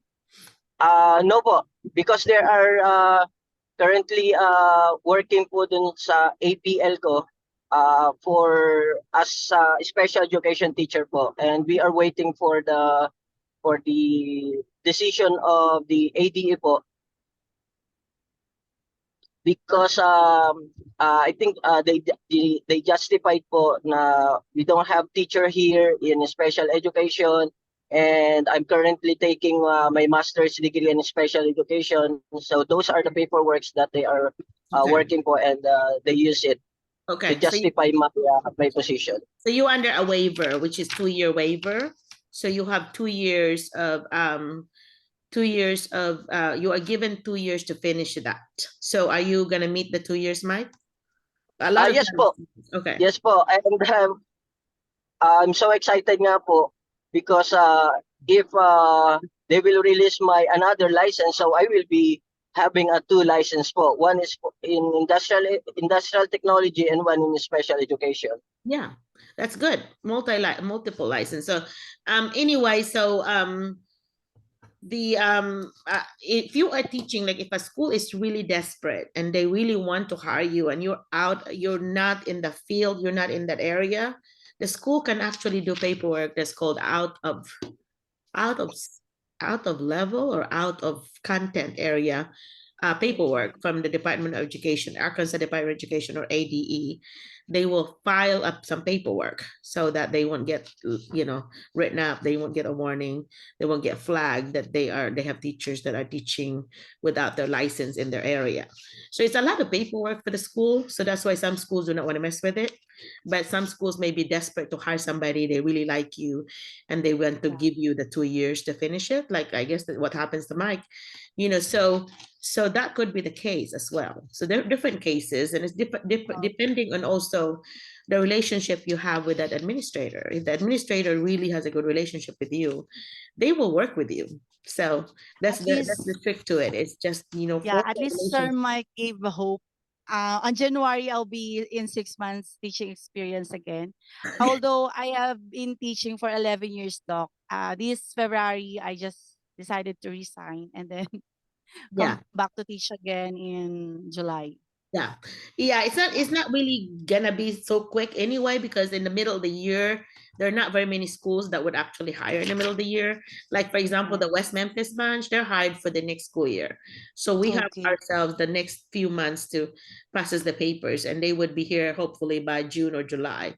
That's what we're hoping, because they don't want, there's a rule also that you cannot be here earlier than so many days from starting or something. I don't remember the rule was, but there's so many rules that you have to read before you would try to say when you could come.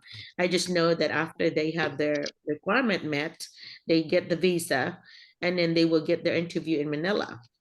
So in Manila, yeah, Mike, right? And then Yes po. so then, Then, yes po, Doc.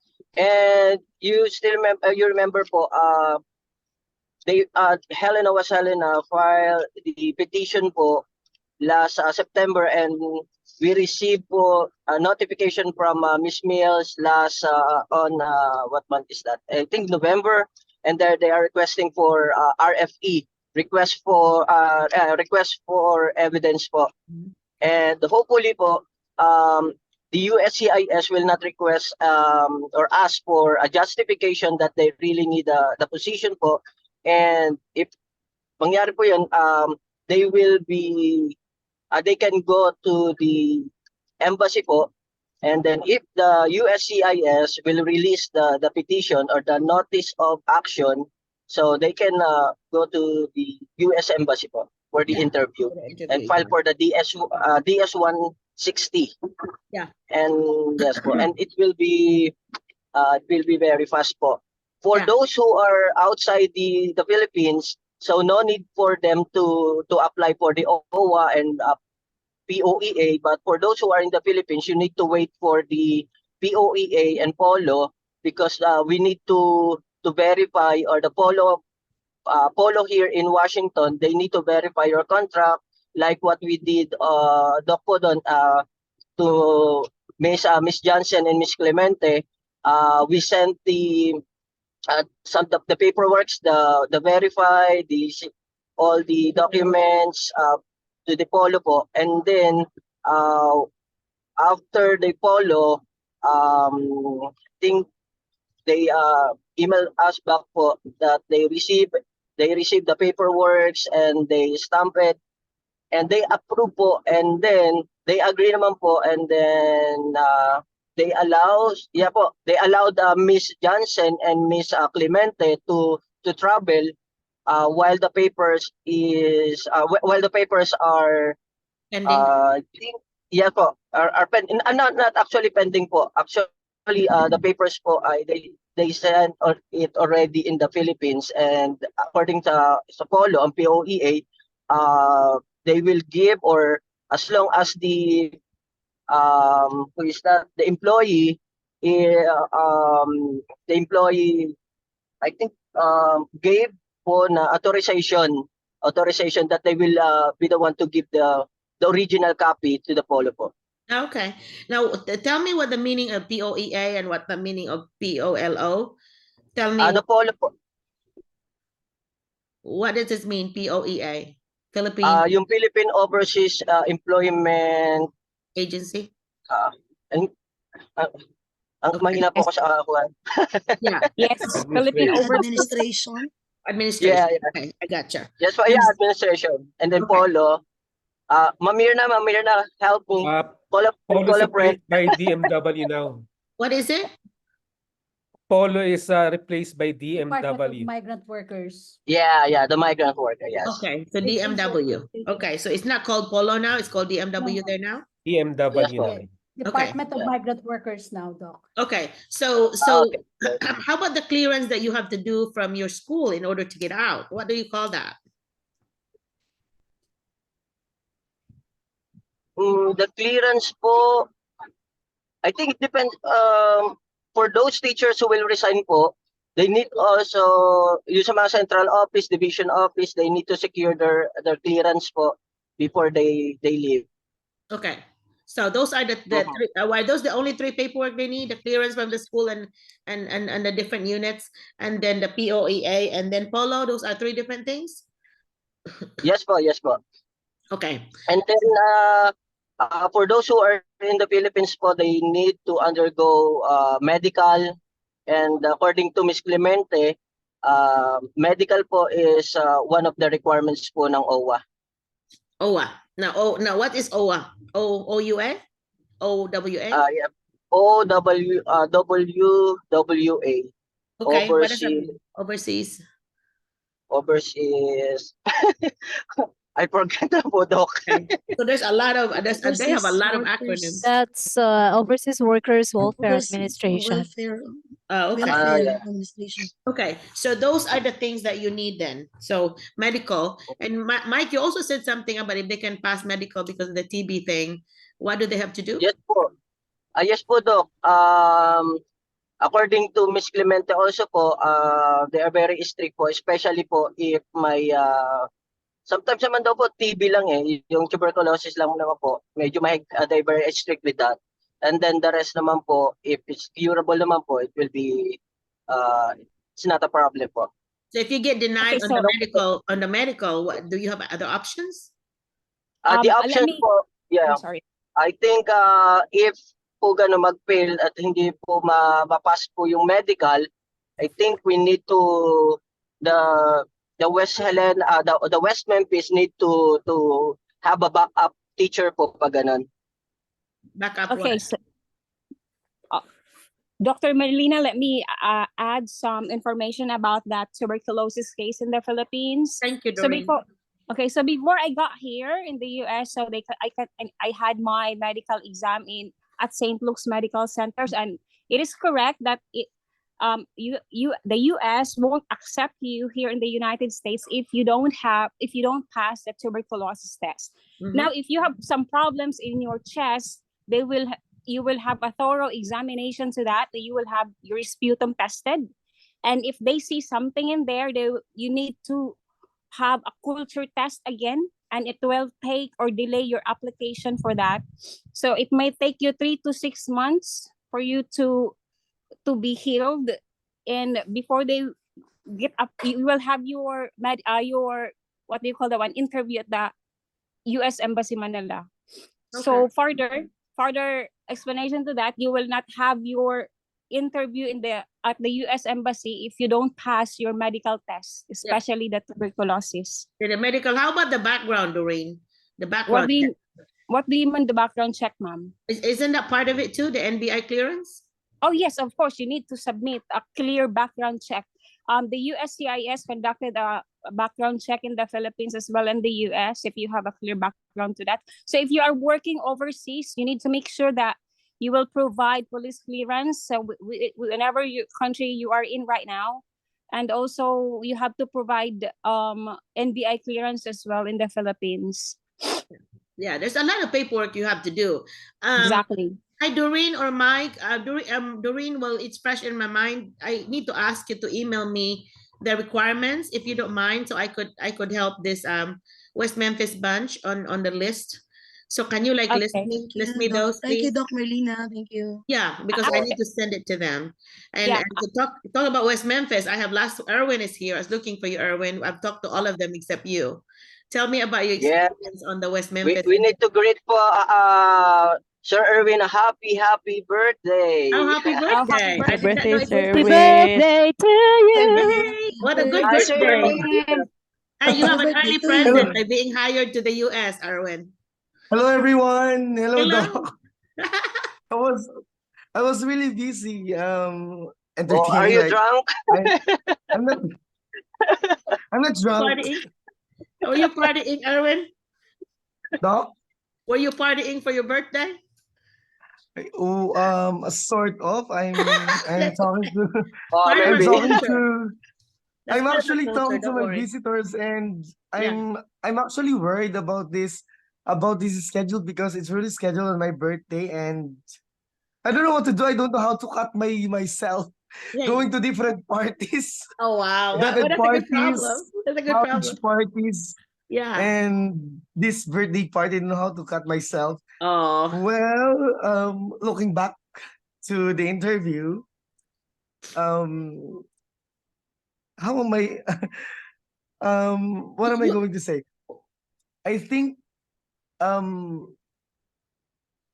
don't know how many are we here because I There's just a lot. entered. How many? 24 of us. 24. 24. So Yeah. probably there are 18 that are looking for others, I mean job offers. If you will be interviewed, I suggest that you have to be in your core. You have to be in yourself, that the reason why you want to be there, including your expertise. I think Doc Merlina seen that I'm really focusing on my expertise in mathematics while I was in my interview. And you forgot the and core proposition, man. You just like did your knowledge of content. You forgot your knowledge of students and yeah, I'm really out of focus. My really intention is to show what I have, no, all you that did I good. have. You did fine, Yeah. really, I promise. Thank you so much, Doc, for the guidance. Actually, I was really trembling by that time before that interview, and when I saw you on that Zoom the last time, it really made me calm. Like, good. oh, Dr. Merlina is here. She's going to help me. She's going to probably give some tips like point of eye. Yeah, I did. Just Remember, like I was clarifying about why you said that your independence is 18, and I had to explain to yeah, Kek. yeah, yeah. Yeah. Yeah, This thing, I'm that really cultural stuff. I am independent since I was high school until today. Yeah. And I believe that that kind of thing would really help me to live in America. Yeah, and you're Similarly. right about that. You're right about that. But the thing is, during his interview, right there, he's by himself, because Joel has his own schedule. And anyway, so the four ladies were together, and so with Erwin, the way he talked to him is like, "You're hired already," right? I remember you noticed that he was like, "When you come that's here, you do that." Sir Mike told me that also that I was already hired before they interviewed me. Yeah, because Before that's what he he said. interviewed. He said, I want him. I want him. I want him. That's what he said to me whenever he saw your video, because I used Erwin's video as the example. So I said, these are some example of some of our candidates. And here's an example of the one I used in the Facebook website. And then so I put you in the big screen right there in their conference room. And when he saw you talk, he said, oh, I want him. Okay, I want him. I want to hire him. And I'm like, okay. And so whenever you were interviewed, he was already saying things like, when you come here, you do this. When you come, I'm like, okay, Kendrick, you have not officially hired him, but before the interview process, he already told me that I really want to see you here before this month and that month. I'm looking forward to see you this month. And like I'm already thinking that is it the meaning of that I'm already hired? because I'm thinking that oh, it's the meaning of that. Am I already hired? Or there's other reason why he is saying those words? you were the I only don't one. I know. think maybe you and Joel, or just you, but I know with you, because you were the first one, he was like already talking like that. And so I said, okay, so this is not really official until they get the letter, but he's already talking like that. And see, and then what I was more worried about are the ladies, because at that time I thought there was only going to be one. So I was kind of more worried about the lady, like who is he going to pick? And so that was the best news when he said, I'll hire all four of them. So that was the best news to me. I was so happy. So Joel, that was also a given with Joel. He also really liked his resume, but he didn't say like he did with Erwin, like I want him. Anyway. Well, I'm like overwhelmed with that thing, Doc. But um, I'm I'm I'm a little nervous. I'm like, oh my, how am I going to tell myself? I'm nervous. I'm probably at the back of my mind. I'm not yet ready, but my point here is that you will never be ready if you're not there. You have to be there to be ready. We have to be there in order to be ready. And what am I really confused is that did they count the number of experiences that we had here in the Philippines? That's the only question that I have in the back of my mind. What was it again? I forgot.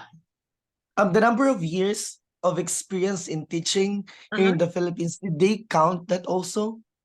Yeah.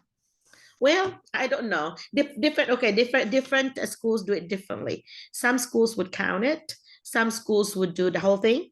Some schools would do up to 5 years, up to so many number of years, and some schools would say no.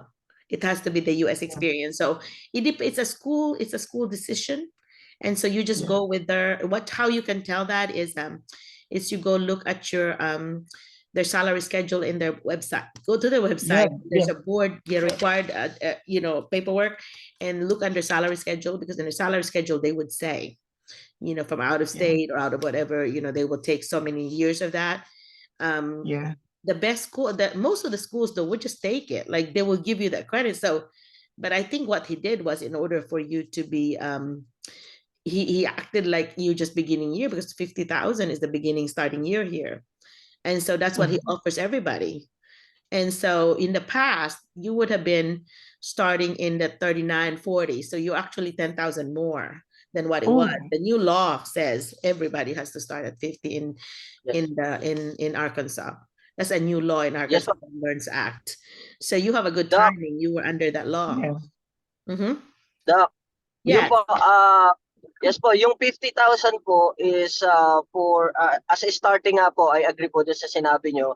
And then that is po according as per the other school po, or depende po sa school, because I think in Barton the starting is 50,000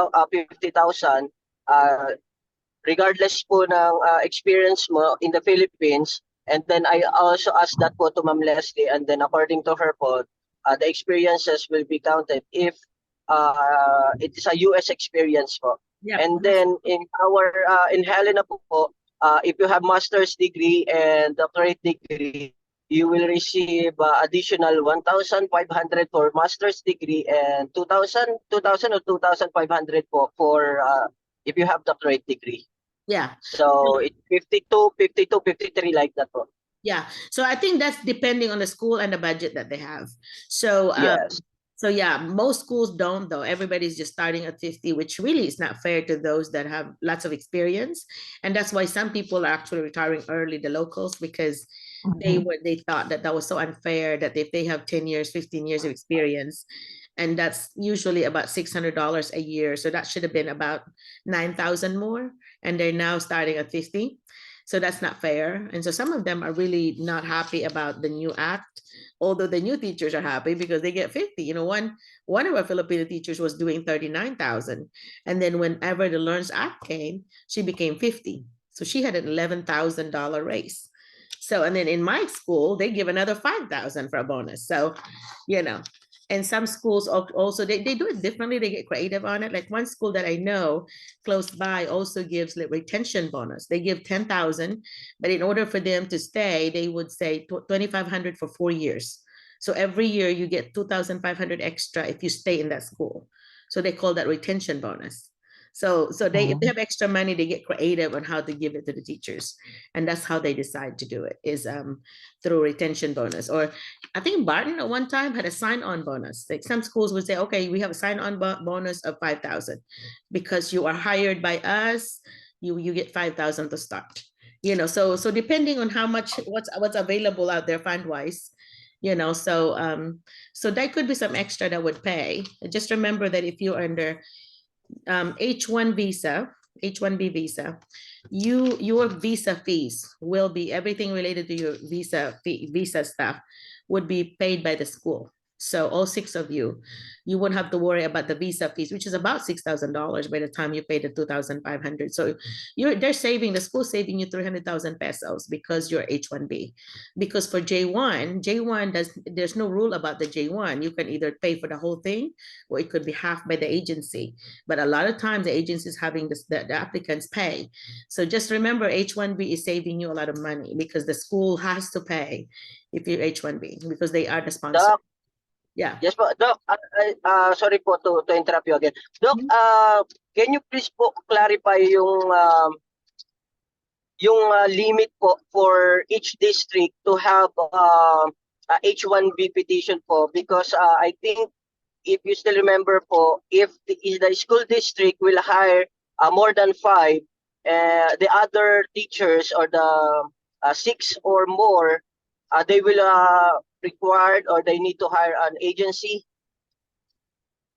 No, I think I don't remember that. I don't remember that rule, Mike. But I think it's a school decision, Mike.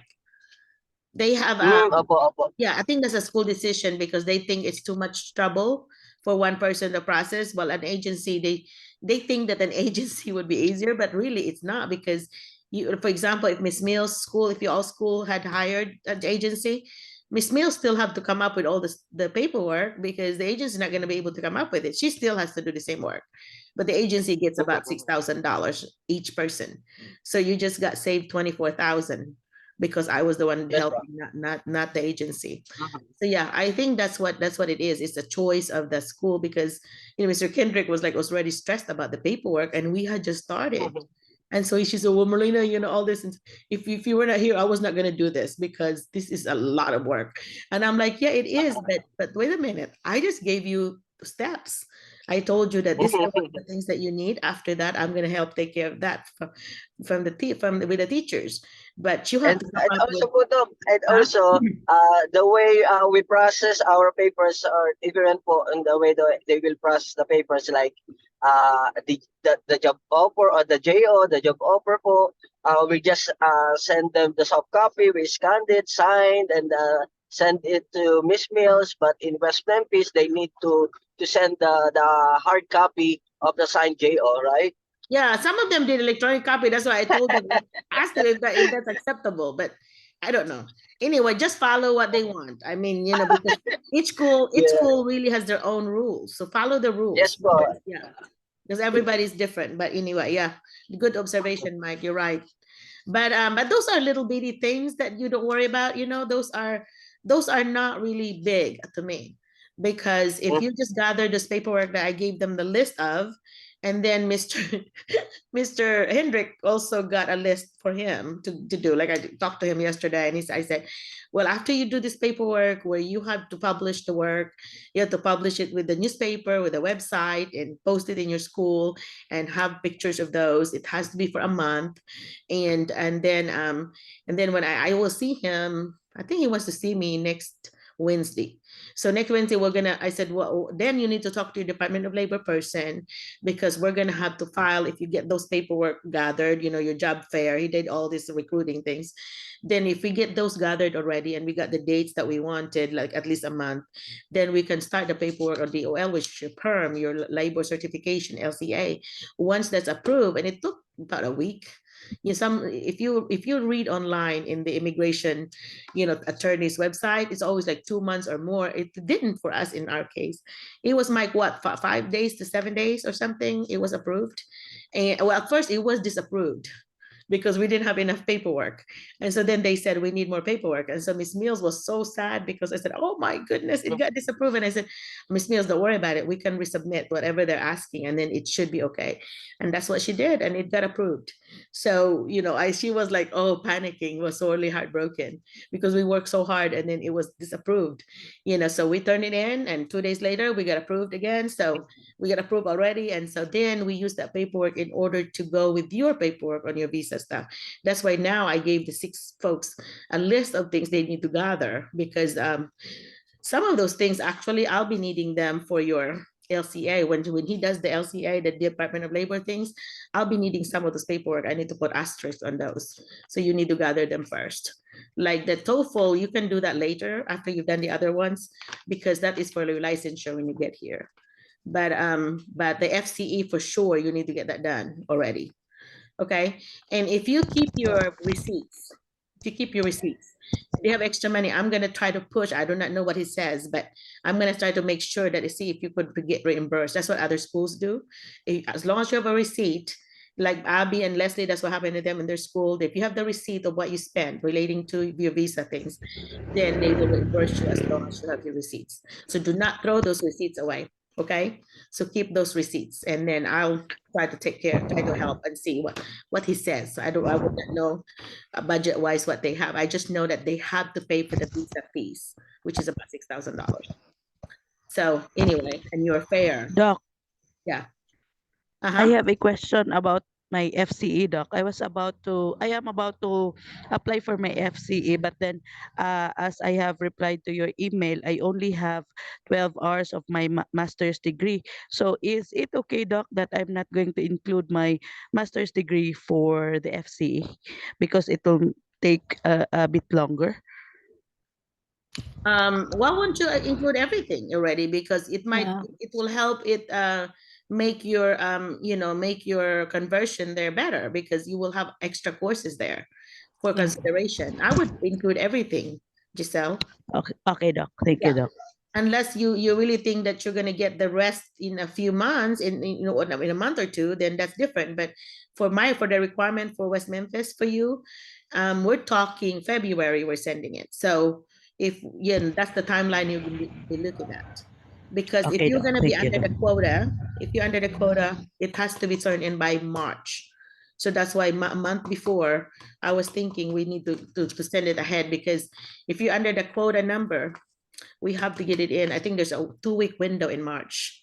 And if they have a partnership like Helena did, a partnership with the university, they don't have to go under the quota. They can, that's why the Helena was easy, because they were not under the quota, because they had a partnership with the university. And that is a reason for being exempted from the quota of 65,000. But yours will be 85,000 if you have your master's. But it is a very competitive thing. So I was really pleasantly surprised that 100% of Helena got approved, but it's because of the partnership with the university. And so that's why I was telling him, I said, will you find out? Maybe you have, maybe you have a partnership. Maybe some of your high school courses count as, they call it concurrent credits. Maybe you have a partnership. You just didn't know. Find out. That's why I said to him. So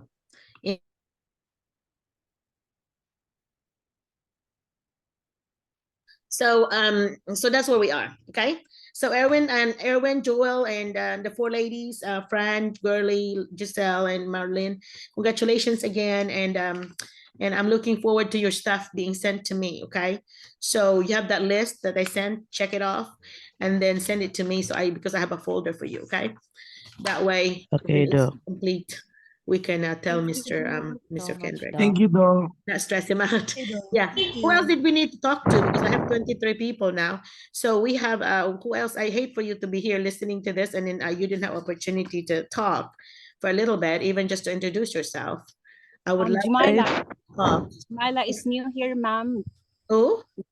Jamila Riza Rodrigo. Yeah, She's can you new here. talk? Can you talk to us? Jamila. Yeah. Tell us about who told you about us, or how did you find out about us, and your name, number of years of experience, and so on. Jamila. Hello. Hello. Good eve. Good evening. Hi, Jamila. Do you have a camera you can turn on? Find my camera. Okay, wait. Where is it?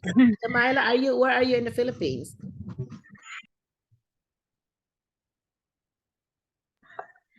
Hello. Yes. Where are you in the Philippines? Here in Mindanao po. Mindanao. Okay. Who told you about us? Teacher Doreen. Your friends of Doreen. friend. Yes. That would be nice if you can get here. That way you see that. Yeah. Yes. He told me about this, and I just have a question, Doc. Okay. I've been teaching for 9 years now, and I have a bachelor's in elementary education and general education, but I also took special education, a bridging course, because it's not in line in my bachelor's degree. So I took a bridging course, and it will be finished in May 2024. And I also have experience in teaching special education, but it's just 1 year. And right now I teach grade 1, but I have a one pupil who is mainstream from special education. I just want to ask if I can apply as a SPED teacher in the US. Sounds like you could, because you did a 1 year plus you have another year where you have the that special ed kid. So I would count that, because especially that you have that many years already, 9 years anyway. So yeah, Yes. I would actually recommend highly that you do the special ed, because there is a lot of elementary teachers here, and a lot of schools are not looking for elementary. That's why special ed or other areas that you can offer would be better. It's hard to find a job here with your master's in administration, because a lot of times they would hire administrators from either from their own from your own staff, Yes. or Yeah, locally, they will do that. But later on, I figured some of you guys, especially H1B, you would be considered if you're wanting to become an administrator, you would be considered, but have at least 3-4 years in your belt before you would do that, because I think teachers would have more respect if they know you that long instead of like having 1 year and then here I become administrator.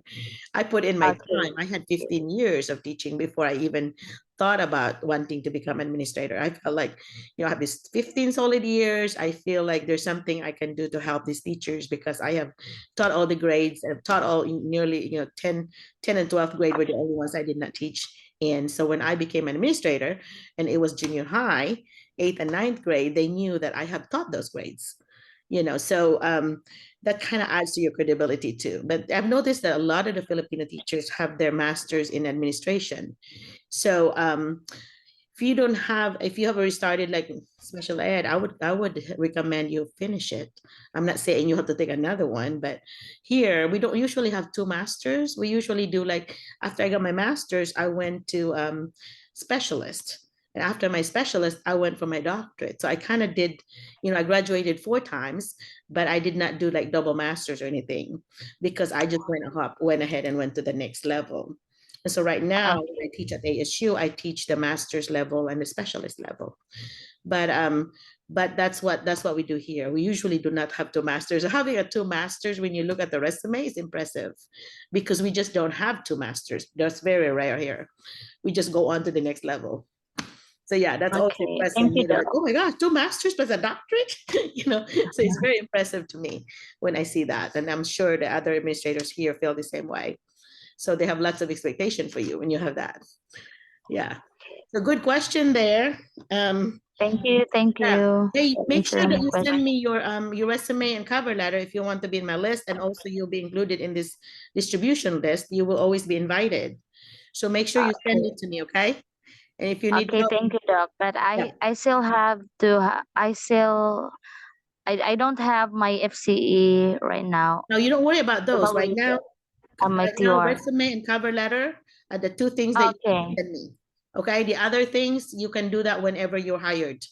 You can just do it. But right Okay. now, in order to the school to even look at you, is you need to have your cover letter and your resume. Those 2 things.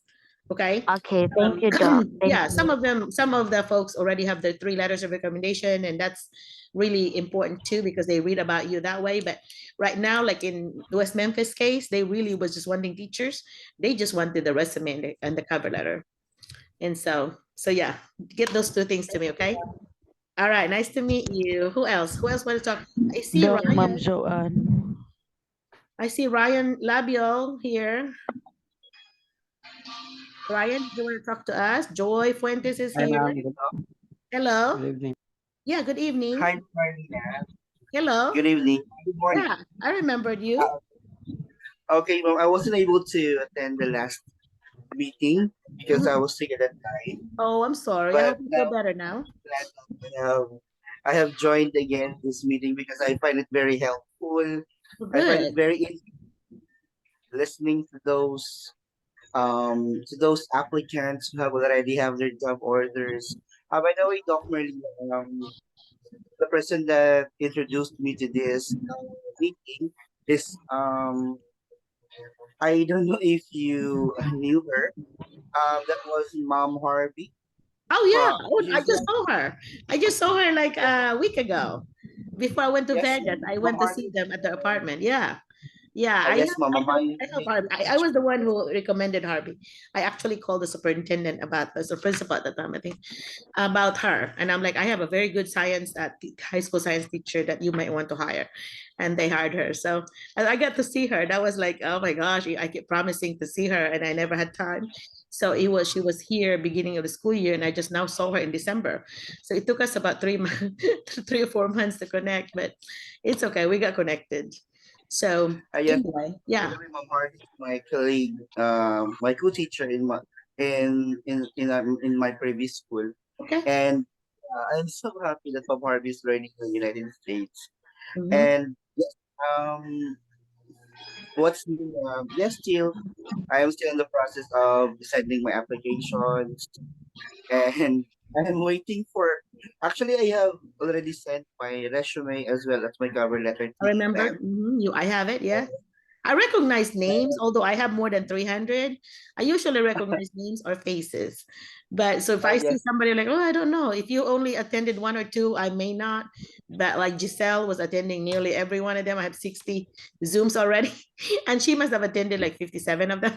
So I really know her. And I feel like because I know you so well that I feel so comfortable recommending you because I know you so well, because when they ask me about you, I will be able to tell a lot because I've talked to you so many times, or and so that's the advantage of it. That's I feel more comfortable with, like Joanne, for example, that she always Really, attends to. Yeah. pressure to join as much as possible. I need to join every other week, if I'm not mistaken, for this Yes, Zoom every other meeting. week. Yes. As much as possible, I Or, try or my if very you best. or if you can join, just watch the YouTube and just email me and comment. Yes. Send it to me. So that's why I know you did. Because I would remember those that emailed me like, hey, I wasn't able to attend, but I did watch it on YouTube and I like this part or whatever, or you have a question for me. Then I know you're still keeping in touch with me. And I kind of usually when somebody emails me, I would go look at your folder and see what you said and how you look like. And so anyway, that's what I do. So anyway, so that's kind of, helpful, I think. Hint, hint. Yes. Very Yeah. helpful And for us. yeah. So any other comment, Ryan? Do you have anything else that you want to say? So I'm going to move on to It gives me a lot of inspiration listening to those teachers who have already a job order. I am so excited for them. Yeah, we I are am so too. I'm looking for always in manifestation that soon I will be next. You'll never know, right? Yeah. Hi, Art. Talking about that, Art. Art is here. Art, Mr. Salem. That's so funny that your last name is my town. Art, Yes, that ma'am. my By the way, town I is am Salem. from Isams Oriental, from Mindanao. Uh-huh. Yes, ma'am. So I really find it, I'm really glad that you're also a Bisaya. Oh yeah. Yeah. It's so funny because a lot of the teachers here are Visayan. There's not, if there are Tagalog, they're like Ilocano, a lot of Ilocano. We find a lot of Ilocanos here. And when I went to Hawaii to see my daughter, the whole neighborhood is Ilocano, like Ilocano country. So there's something, I guess there's a lot of Ilocanos coming into Hawaii. And then my aunt from Vegas said there's also a lot of Ilocano community here in Vegas. So the Ilocanos are strong coming to the US. And so then we have a lot of the Cebuano community as well. I feel bad whenever there's a mix then because I forget that, for example, I think Crystal Villain is one of the group there that with Harvey and them. And I always spoke our language, Cebuano. And then Crystal said, oh, I'm trying to learn that because I don't get you guys. And so I said, oh, let's switch to English because we need to be fair. But yeah, it's kind of nice to speak our language when you're together, but also at the same time, we have to be aware Yes, that somebody might be Tagalog, exactly. Yeah. Good point there. So Art, is Art still Yes, here? ma'am. Hey Art, I got you a really nice letter about, that you appreciated what you learned here, but you want to stay in Florida. I was asking him if he wanted to move to Arkansas. But Art, are you still here? I guess he left.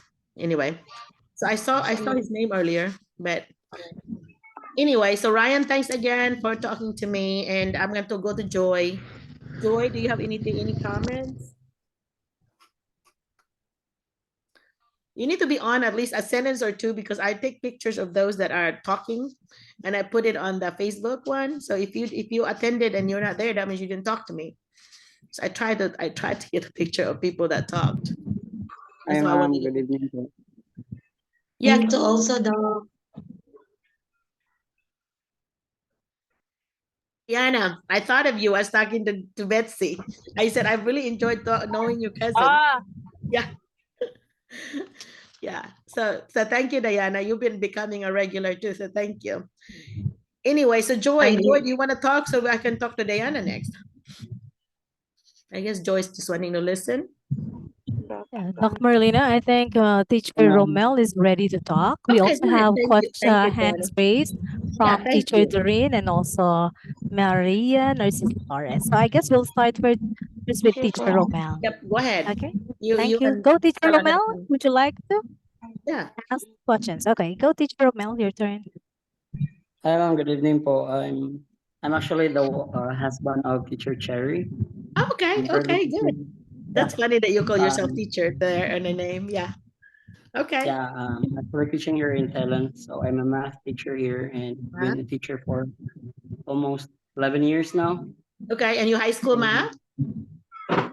Yeah, I'm a high school math teacher, but currently right now I'm teaching in an elementary teacher. Okay. Well, do you have any So, high school math experience? yeah, I do have in the Philippines and here. And when my first job here was a high school math teacher. Okay, how many years of high school math do you have? Total is 4 years. You should be okay. So you make sure that you send me your resume and cover letter. It's under my last name, first name. So it's McCullough@gmail.com. Okay. So feel free to, the spelling is right there by my name right here. So feel free to do that. I usually, when I get it, I usually send a receive thank you, or you receive thank you. Here's my comment about your resume. You might want to do this. Please respond to that, because that means it's going to improve it. Or if I have a comment about your cover letter, like maybe too long, this is how you could Americanize this, I would actually help you rewrite it. And I've noticed that those that I have rewritten are getting more interviews. So that's good. Yeah, so we'll do that if you send it to me. Okay, I also send you like a link, more I information. actually sent it already in You your did. email. You Yeah, I did. Okay, I did not see it yet. So did you do it today? Yeah, I actually did it during teacher Michael was when he was talking about okay. explaining about the TOEFL. Okay, I've not checked it because I'm here, but yeah, I will after. Okay. Yeah, this video is gonna be on YouTube. So if you have not checked out my YouTube, it's gonna, you start my name, or ITSA, ITSA, International Teacher Support in America. So you put ITSA and Merlina McCullough, you find my channel. So you can see the other videos that we have had, because we have more than 60 videos now. We've been doing this for 2 years. So before I was doing it weekly. That's how dedicated we were. And then later I'm like, well, let's just do it twice a month, because then I need a life, on Saturdays. I'm kidding. But yeah, we have, special events sometimes I have to attend. But yeah, thank you. It's nice to meeting both of you. That's awesome. When you get a job here, you'll be a pretty powerful Thank you so much, Mom. earner. Yeah, that's about what, 6 million pesos that you get, close to 6 million pesos when you get here. So, cool. Amen. Yeah, that would be cool, right? Hoping Yeah. someday, You'll never manifesting for know. that one. You never know if it's the Also, end. if teacher Michael is here, I want to ask about how did he manage to study the TOEFL, or does he have any link? Yeah, he would, all that Mike does is YouTube. You go TOEFL on YouTube, and you'll be able to see that the TOEFL thing. Also, if under my Facebook, the TOEFL materials are in the featured on the top. I have all kinds of link that I look on YouTube, and you just hit every link. I think I may have more than 5 links there. But if you just go to YouTube, most of the information are in YouTube. Okay, but he has some additional things I'm sure that Mike would be wanting to share. So